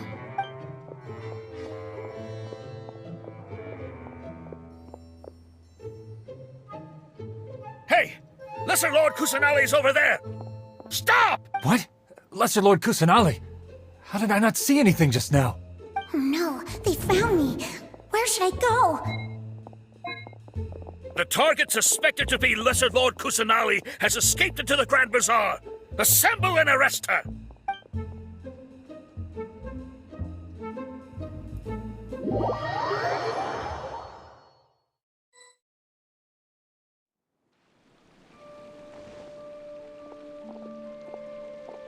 Where did she go?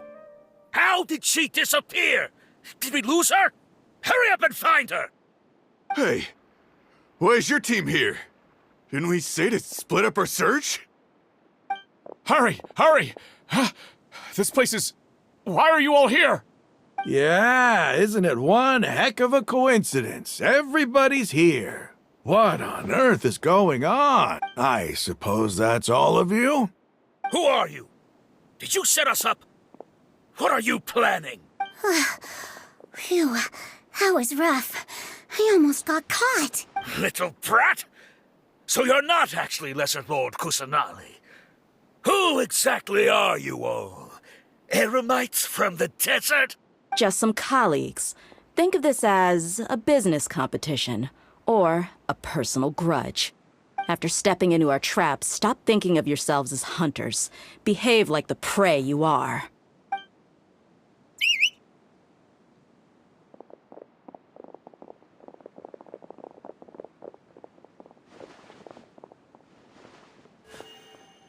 An ambush? How's that possible? This is Sumeru City, but mercenaries from the desert somehow ambushed us! You've spent all your time hiding away in the Academia. This place has long since become our hunting ground. Brace yourselves!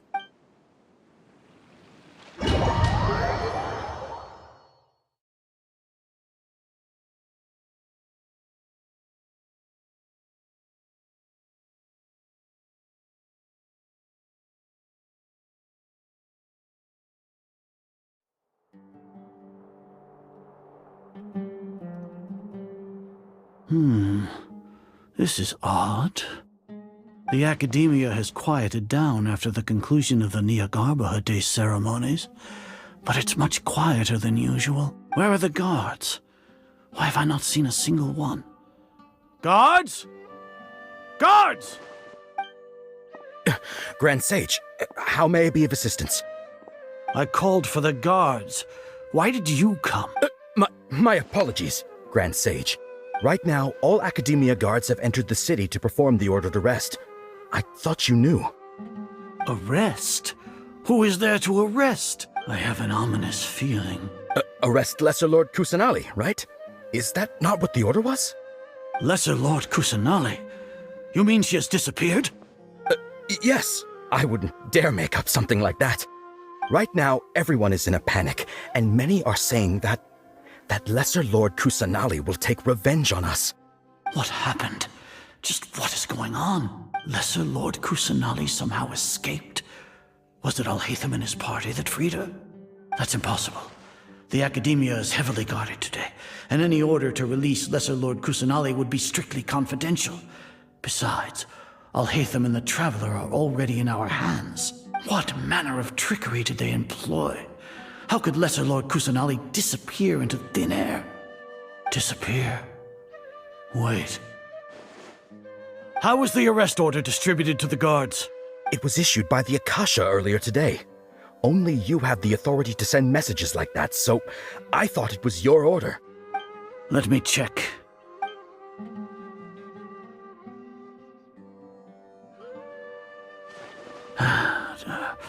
Here.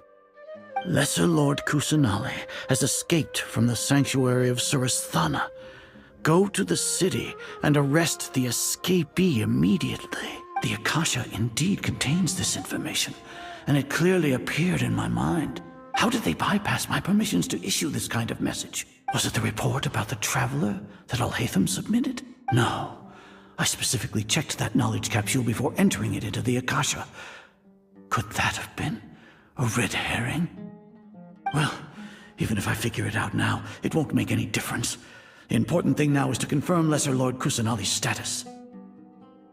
Have you been to the sanctuary of Surasthana to confirm that Lesser Lord Kusanali has indeed escaped? Confirm? No. It may be a bit offensive to say this, but Grand Sage, what you're saying doesn't make any sense.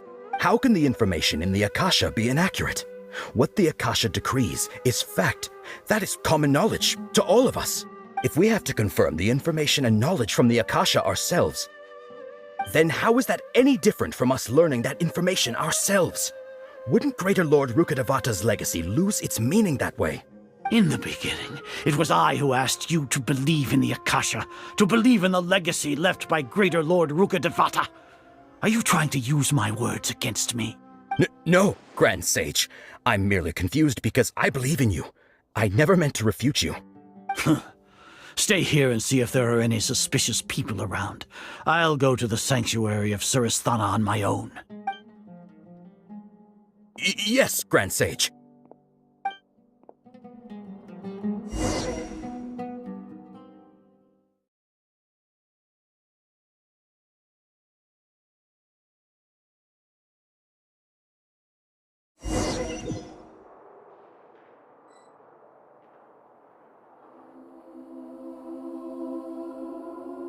Lesser Lord Kusanali has escaped from the sanctuary of Surasthana. Go to the city and arrest the escapee immediately. How can that be? Stop thinking about it. Stop. It must be a trick of theirs. As long as I personally confirm it. Ah! Impossible. That's impossible. There must be something wrong with my eyes.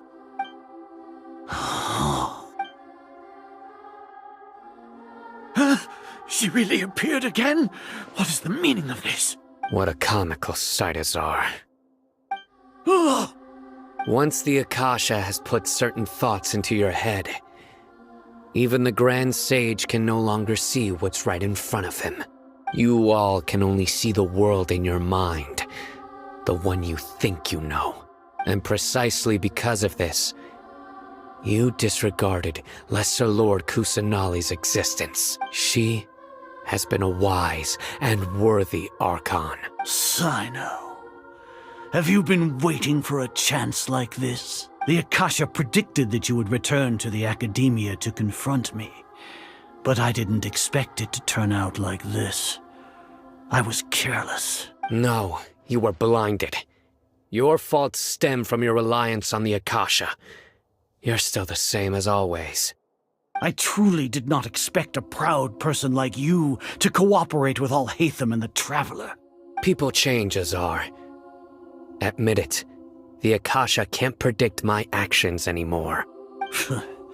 Then tell me, what have you found during your investigation? You want to buy time? This is the sanctuary of Surasthana. Under your own regulations, even Academia staff are forbidden to come here. no one will come to save you. As for the investigation, I've at least confirmed that you are guilty of insurgency against the Archon. A serious crime. So what? Did you do all of this so I would plead guilty in front of you, General Mahamatra? No. I want you to plead guilty in front of the Archon herself. You once said that I had no standing to judge you. So now, how about judgment in the name of a god?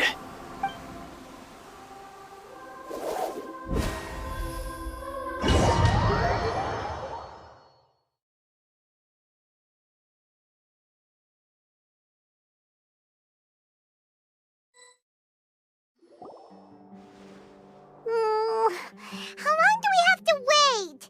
Paimon wants to know how things are going out there. Paimon hasn't heard any sounds outside for a while. Hopefully something bad didn't happen. Yeah, but aren't you scared that we might be locked up in here for the rest of our lives? Thinking about it, at least Paimon has you. We could still chat like this. When Paimon thinks of Nahida being imprisoned alone in the sanctuary of Surasthana, Paimon can't help but feel sorry for her.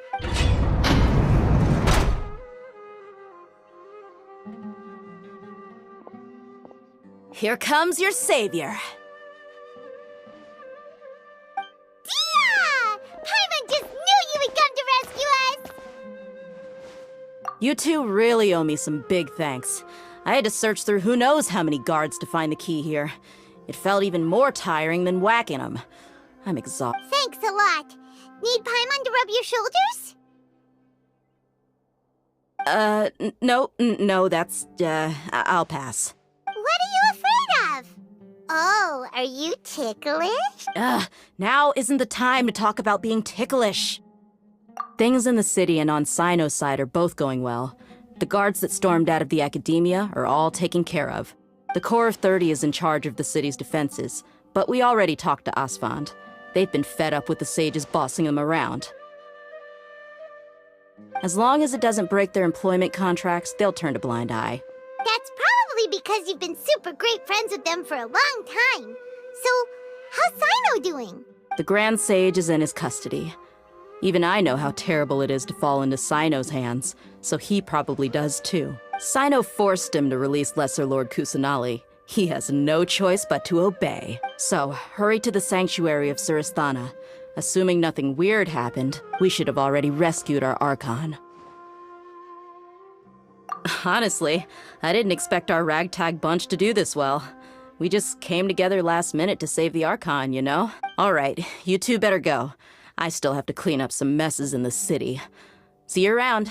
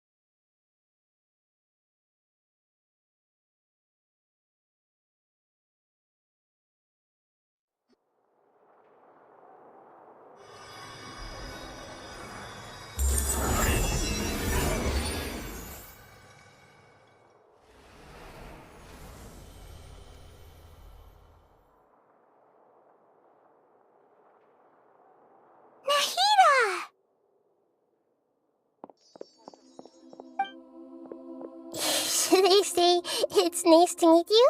This is the first time we've met in real life. Before, we've only met in dreams, consciousness, or when I was in someone else's body. Thank you so much for coming to rescue me, but I also need to apologize. During this time, I did some self-reflection. My sense of inferiority and yielding to the academia led to all of this, and created so much trouble for you all. Exactly! We're here because you're a good archon and one of our friends! Thanks, you two. Amazing. So this is how it feels to walk out of that cage with my own body. It's like I just had an endlessly long dream. I can't even tell if I just woke up or was only now born into this world.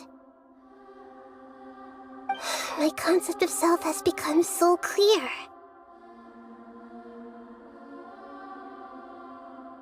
But now doesn't seem to be the time to indulge in this feeling. This is really embarrassing.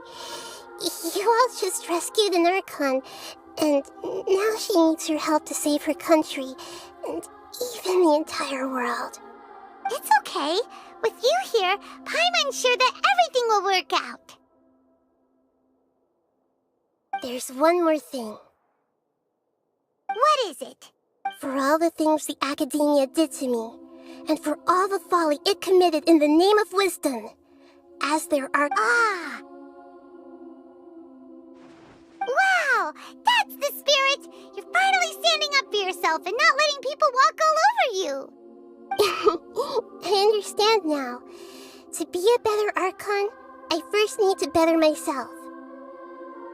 If you haven't even figured out how to be a caterpillar, how can you be a butterfly? Yes, true. That reminds me. I wonder how far along the academia is with their god creation plan. We need to hurry and prevent the birth of that false god. I need to make some preparations. Since I'm now free, I can establish a direct link to the Akasha and control it. First things first, I need to remove the restrictions that the doctor put on me in the Akasha. After that, I'll make some adjustments and revoke the sage's permissions. The Akasha will then be like how it originally was, only operable by the Archon. After all, the academia betrayed Greater Lord Rukkhadevata's trust. This might take some time. In the meantime, you should also work on your own preparations. If we don't stop the god creation plan in time, we'll be in for a tough fight.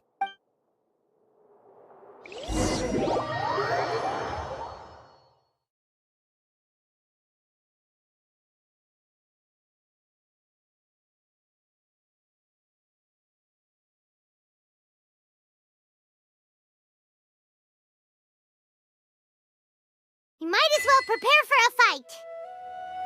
When we're done, we can take a walk around. After all, we missed a...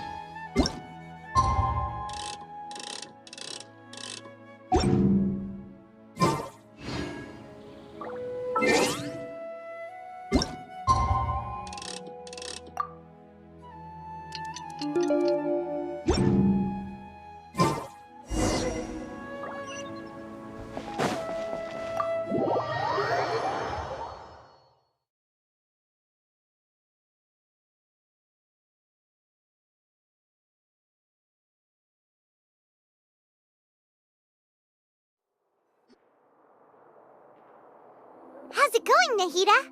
I'm done with the parts that needed my involvement to complete. Although it's my first time working with the Akasha like this, its internal structure and operation procedures are easy for me to understand. Greater Lord Rukkhadevata's design is truly brilliant. Oh, also, this is for you. Huh? What's this little floaty thingy? It's a small device I put together just now. You can think of it as an upgraded Akasha terminal. You may not need it right now, but it should be helpful in certain situations. Wait! This thing has the same characteristics as Paimon! We're both small things that float! Oh, all the things that make Paimon special got copied! When Paimon appears with the Traveler from now on, people won't remember Paimon because she isn't unique anymore! It's alright, Paimon. It can't replace you. It's only a flying device, but you're the Traveler's irreplaceable friend. You're so good at comforting people, Nahida. If only the Traveler was as smart as you. I was simply telling you what I feel to be the truth. I wasn't trying to comfort you. Nahida, you're natural at this. What you just said made Paimon even happier. By the way, there's something I need to confess. Even though I'm the Archon and in control of myself again, I'm not very good at fighting. You may have heard that an Archon's power is derived from their people's faith. However, I'm not as well loved as Greater Lord Rukkhadevata. If we get into a situation where combat is our only option, I'll have to count on you, and I'll do my best to provide support. I'm glad I can rely on you.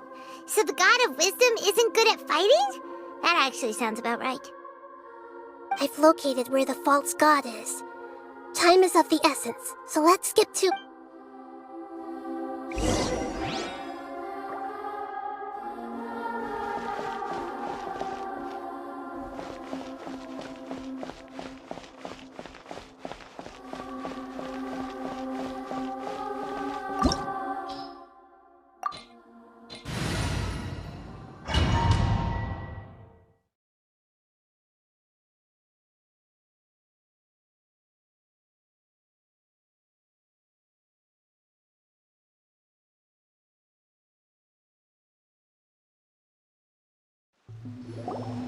What is this place?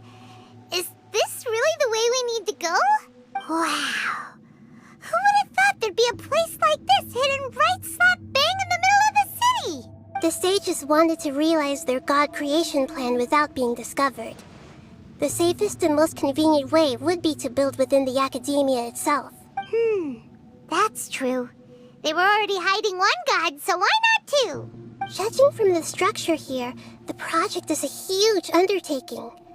The sages really saw the god creation plan as their ultimate goal. But this place doesn't look like it could have been constructed by the academia alone. The Fatui under the doctor sure didn't hold back. They provided a lot of technological support. Yeah, or else they wouldn't have been that generous. Is that it, though? I've always felt that this doctor is different from the academia sages. He doesn't seem to share their sense of urgency. Instead of being interested in the end product, it's like he's enjoying the experimental process. The Fatui Harbingers are all such weirdos. So, the doctor being weird is actually normal. So, this Fatui that they're trying to turn into a god is called the Balladeer? We had previously come into contact with his consciousness. He harbors particularly strong obsessions. One is the desire for a gnosis, since he was created to be the vessel for one. The other obsession is probably related to his past. I can't quite explain it. Paimon knows that he was a prototype puppet for the Raiden Shogun before he became a Fatui Harbinger. That's why he wants a gnosis so badly. There's no way he'd willingly be a test subject. Not with that temper and ego of his. It sounds like you know the Balladeer quite well. I see. Tell me more about him and what he's like. The more we know now, the better we can plan for and react to any future situation. Ah, I see. How fascinating. Alright, time to go. Let's get through here and meet him in person.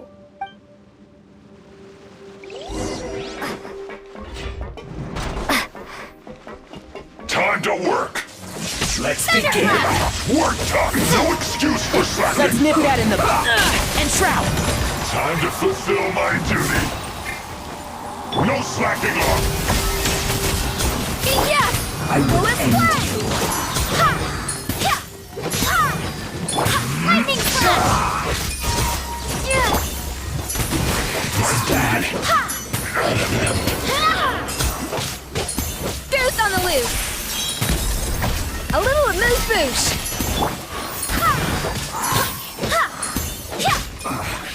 I guess this is it.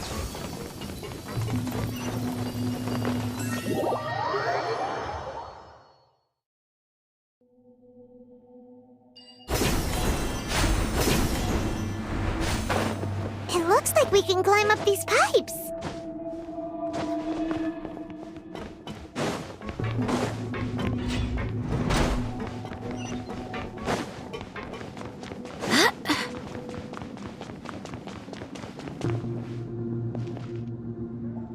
The pattern on the ground seems all messed up. Let's go around and see if there's a way to fix it.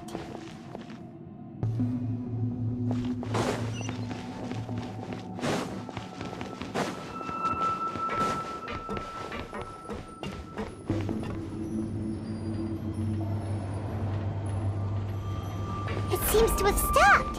Let's continue.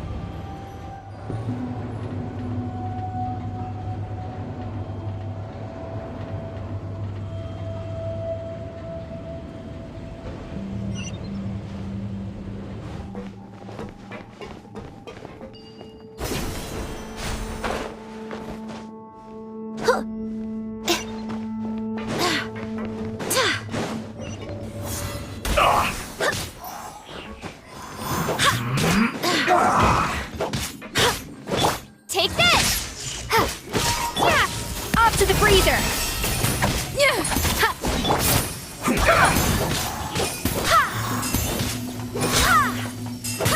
Let's end this quickly!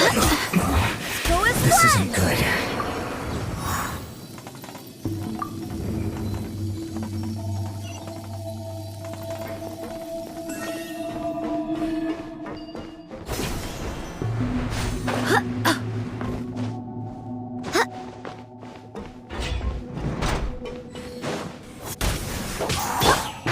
Can't see? Lightning flash! Cold cut platter! Freshness preserved! One with the forest. Adaptive frosting! The pinnacle of excellence! Take this! Cooked food. Disgusting. Pay your dues.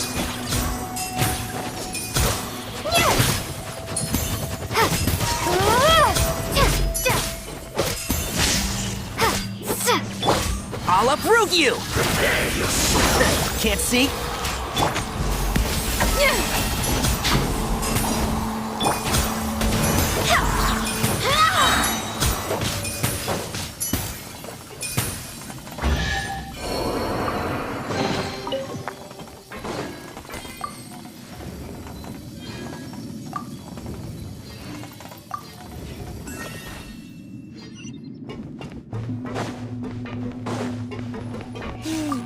The cart is stuck.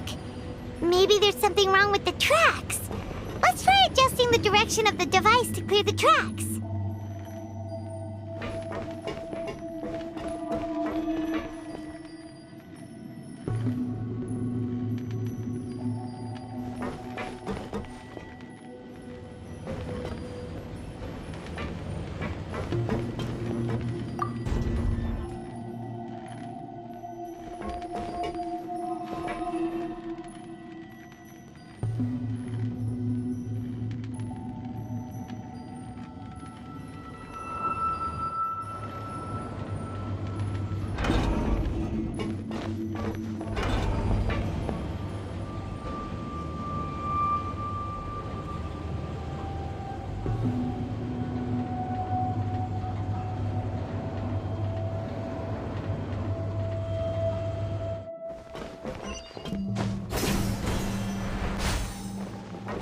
I'll put you on.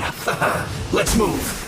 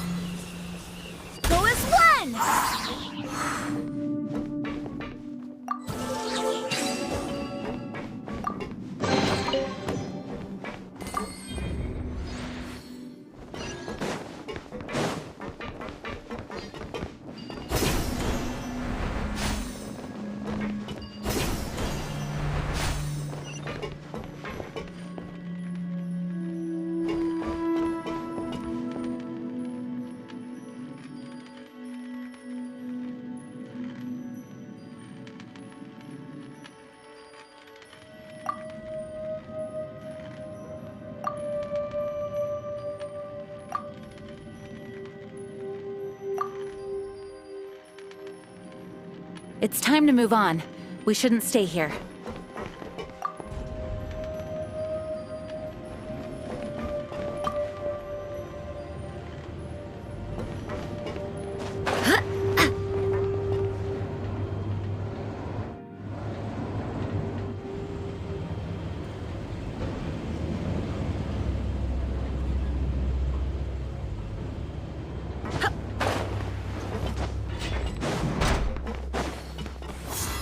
No more words. Let's end this quickly.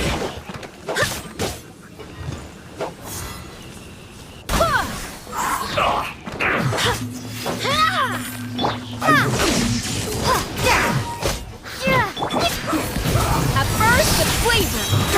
I slipped up. Bellowing thunder. And Shroud!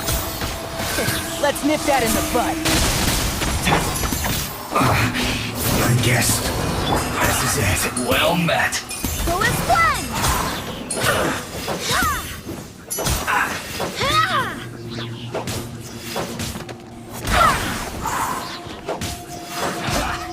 All you got. Go as one. You can't run. Well, neither can I. I see through you. Don't be a killjoy. We've only just begun. I miscalculated. No, my pretties.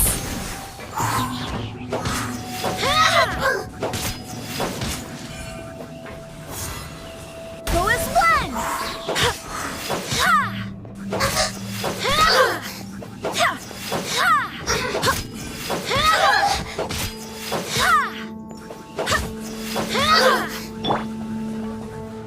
Lightning slash.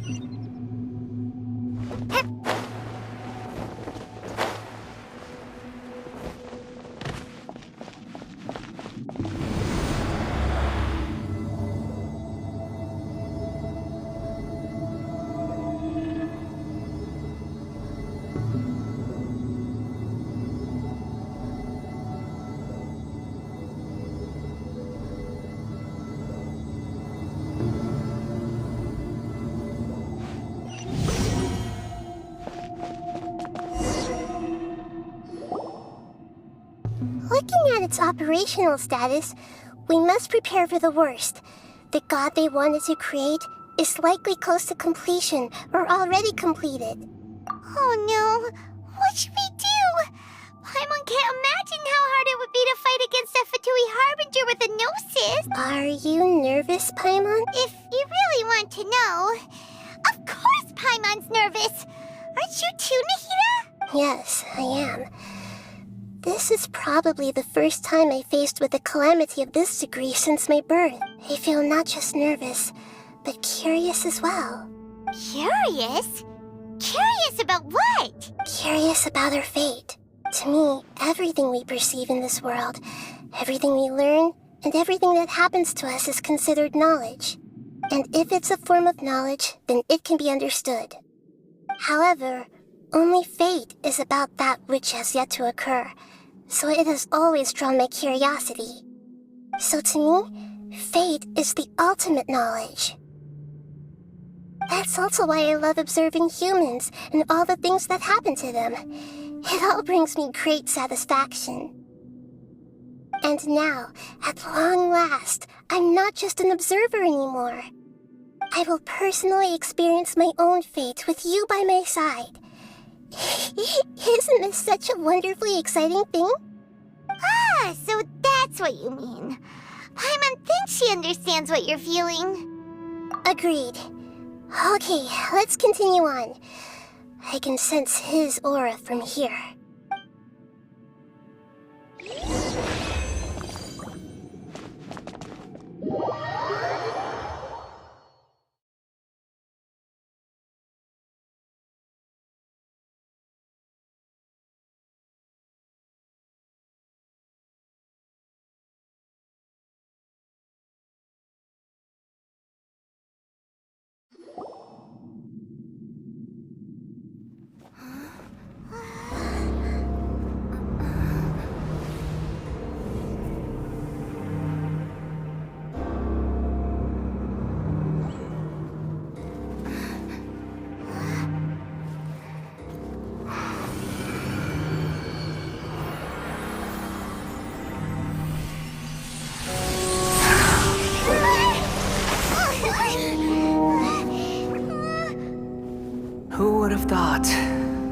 world would be so eager for my birth. I remember you, Booer, the god of wisdom, and standing beside you, the traveler. Is he all-knowing and powerful now, like Greater Lord Rukkhadevata? No, I can't feel the same kind of divinity I felt from the Greater Lord. It seems that the sages didn't get the chance to infuse the divine knowledge capsules into him. But even still, he has undoubtedly become a true god now. So we're too late? The Balladeer has already become a god? The Balladeer. A long bygone title. When my spirit ascended to divinity, I felt as if I had existed for the same number of epochs as heaven and earth. Looking back, the existence of what once called itself Kunikazushi appears infinitely small and ugly.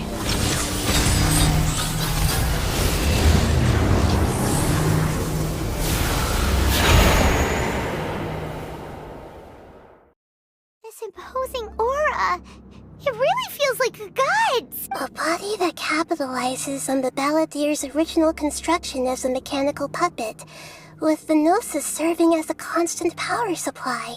How much effort and resources did the sages put into this? From a purely technological perspective, it's a commendable achievement indeed. It's no exaggeration to say, this is the culmination of human wisdom. You sure are something! Dishing out compliments at a time like this? But I don't think he's reached the spiritual height of a god. Strife is engraved upon every god and every gnosis brought forth into this world. Can you feel it? The exhilaration of such power, and the thrill of anticipation for our contention. Nahida wouldn't feel the same things as you! Do you not realize that you are interrupting a conversation between gods? Lowly creature, know your place! The strife engraved upon a gnosis. You're talking about the Archon War. Tevat's current peace was not easily won. I didn't personally participate in the Archon War, but the way I see it, all those losses were meaningless, driven by the demands of the laws. There's no point in bringing it up again.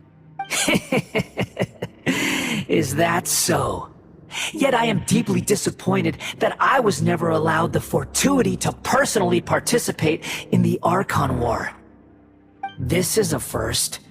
Encountering a god in this world who does not crave power. No wonder your own people have abandoned you, god of wisdom. Your judgment is as your existence, unsubstantial. This is where everything ends, Booer, the god of wisdom. You should know that wisdom cannot solve every problem. Like now, where your only option is to face me in combat. Come! Let us reenact a scene of the Archon War. Come and inaugurate my birth as a god. One with the Force. Feeble human!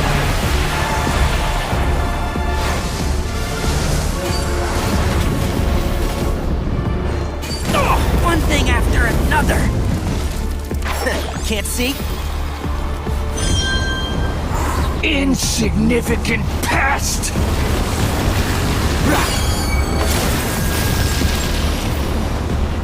I hear everything! Off to the freezer! Truce on the loose!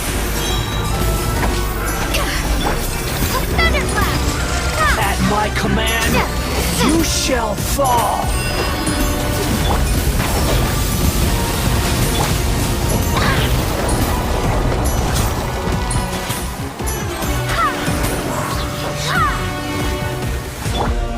Adaptive prostate!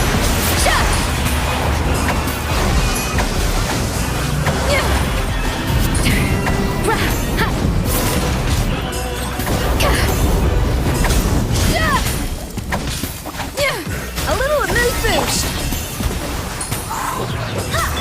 Take this! Insignificant pest! One with the Force! I'll bury him!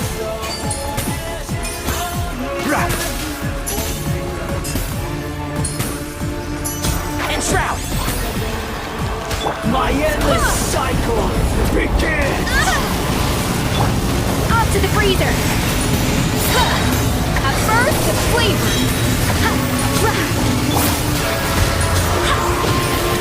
Wind, hear me!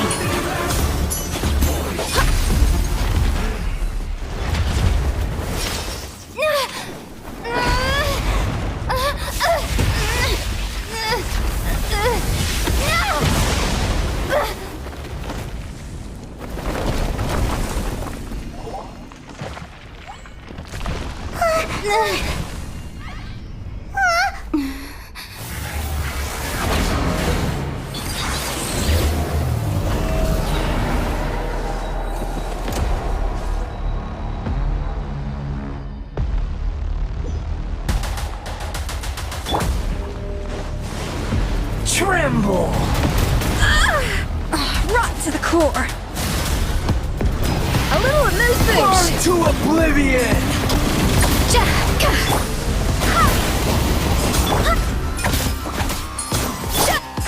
Can't see? Kneel! Let's nip that in the bud.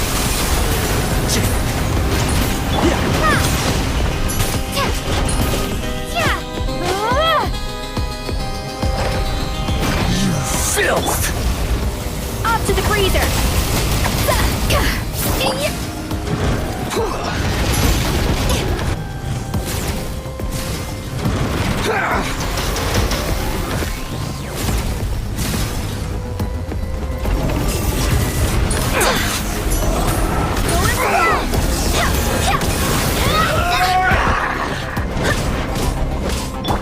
A dash of frosting! One with the forest.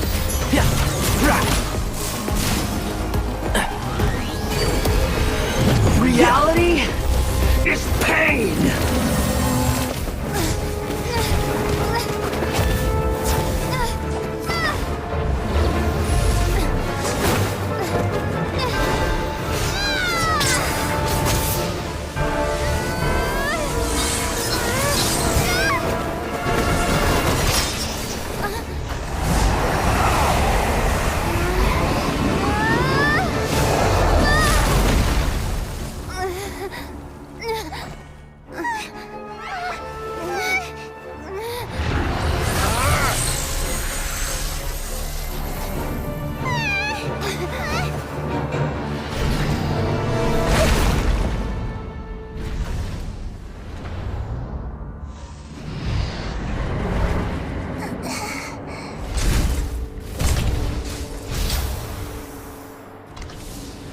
This is supposed to be a battle between gods, yet you choose to hide behind a mortal.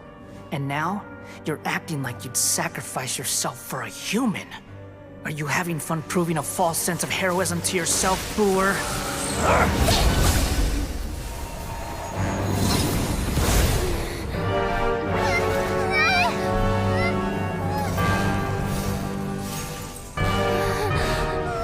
The data collection is almost complete. Do you even know how many times you've tried to take my gnosis from me?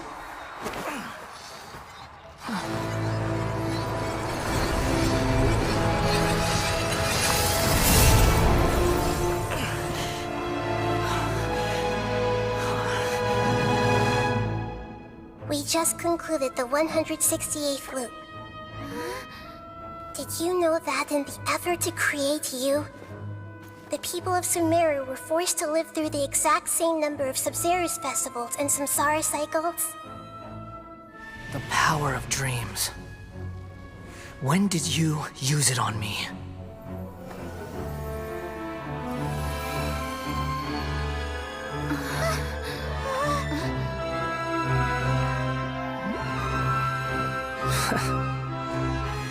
You can't even defeat me in a dream. What do you hope to achieve with this little trick? Come, Traveler. Just like before. Allow me to awaken the memories in your dreams. All that battle experience! more than that. Compile everyone's wisdom in the name of the Archon. That is the original function of the Akasha. I've sent everything that happened just now to the people of Sumeru in the form of knowledge. I've asked them to help you find a way to defeat the false god.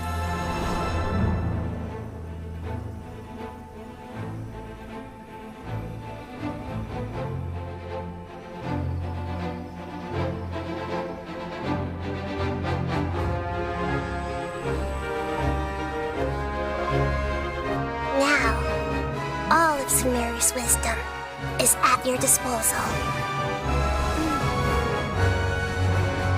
Meaningless tricks won't save you.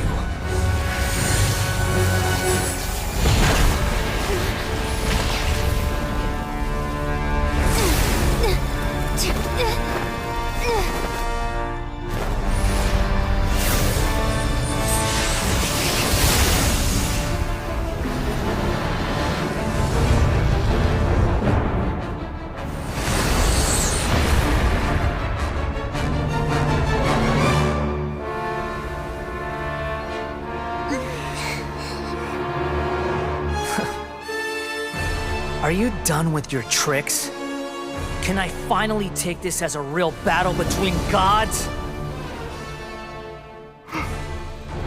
I'll leave this to you, the first sage of Boor.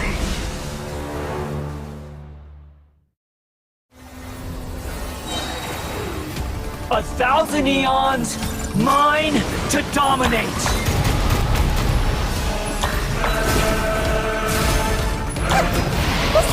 Burn to oblivion! I hear everything! Can't see? The Temple of Wisdom! Kneel!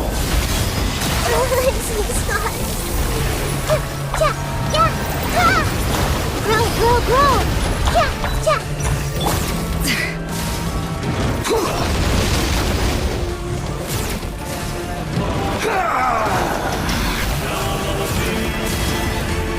Shoes on the loose!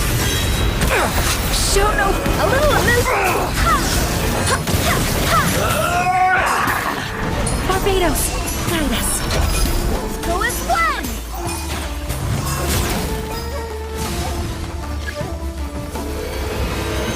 Reality is pain!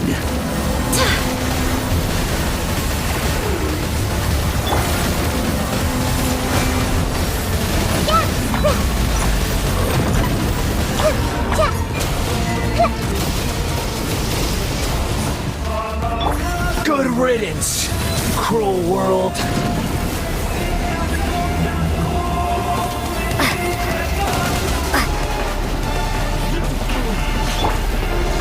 I see everything.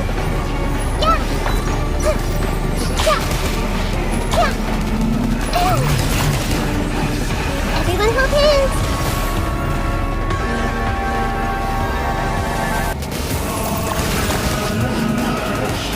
I see everything.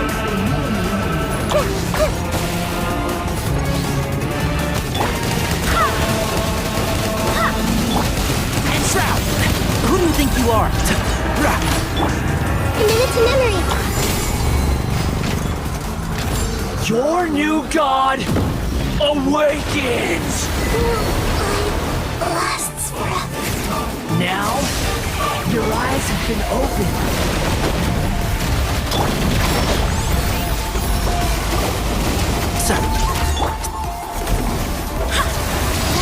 Kneel! Barely a scratch! And Shroud!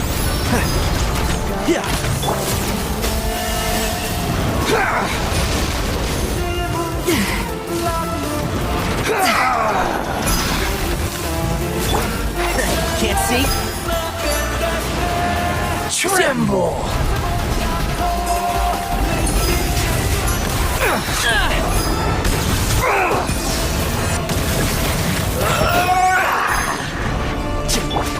Go as one!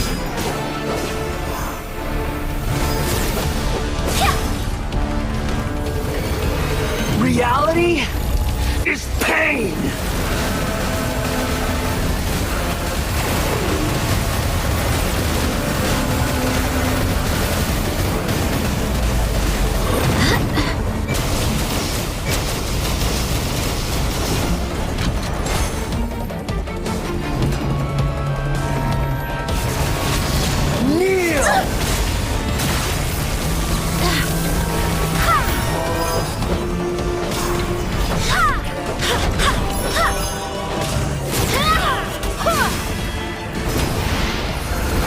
To oblivion!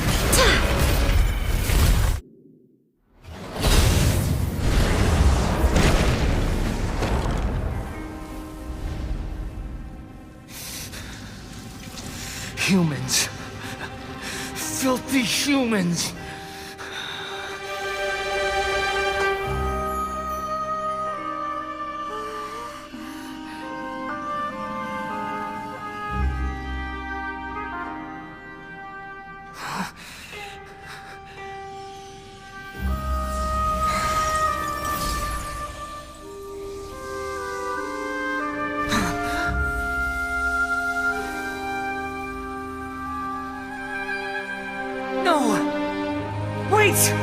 Please! Anything but the Gnosis!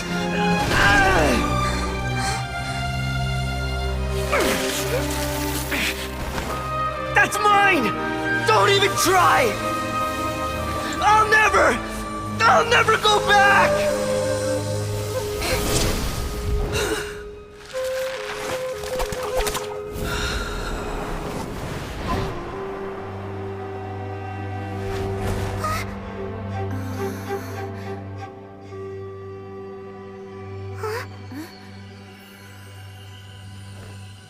We haven't yet found the answer to the most important mystery. Irminsul is still waiting to be saved. With the power of another Gnosis, we may now finally understand the last memory of Greater Lord Rukkhadevata.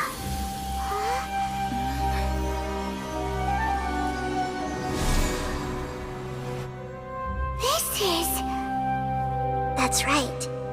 This is the last memory of my predecessor.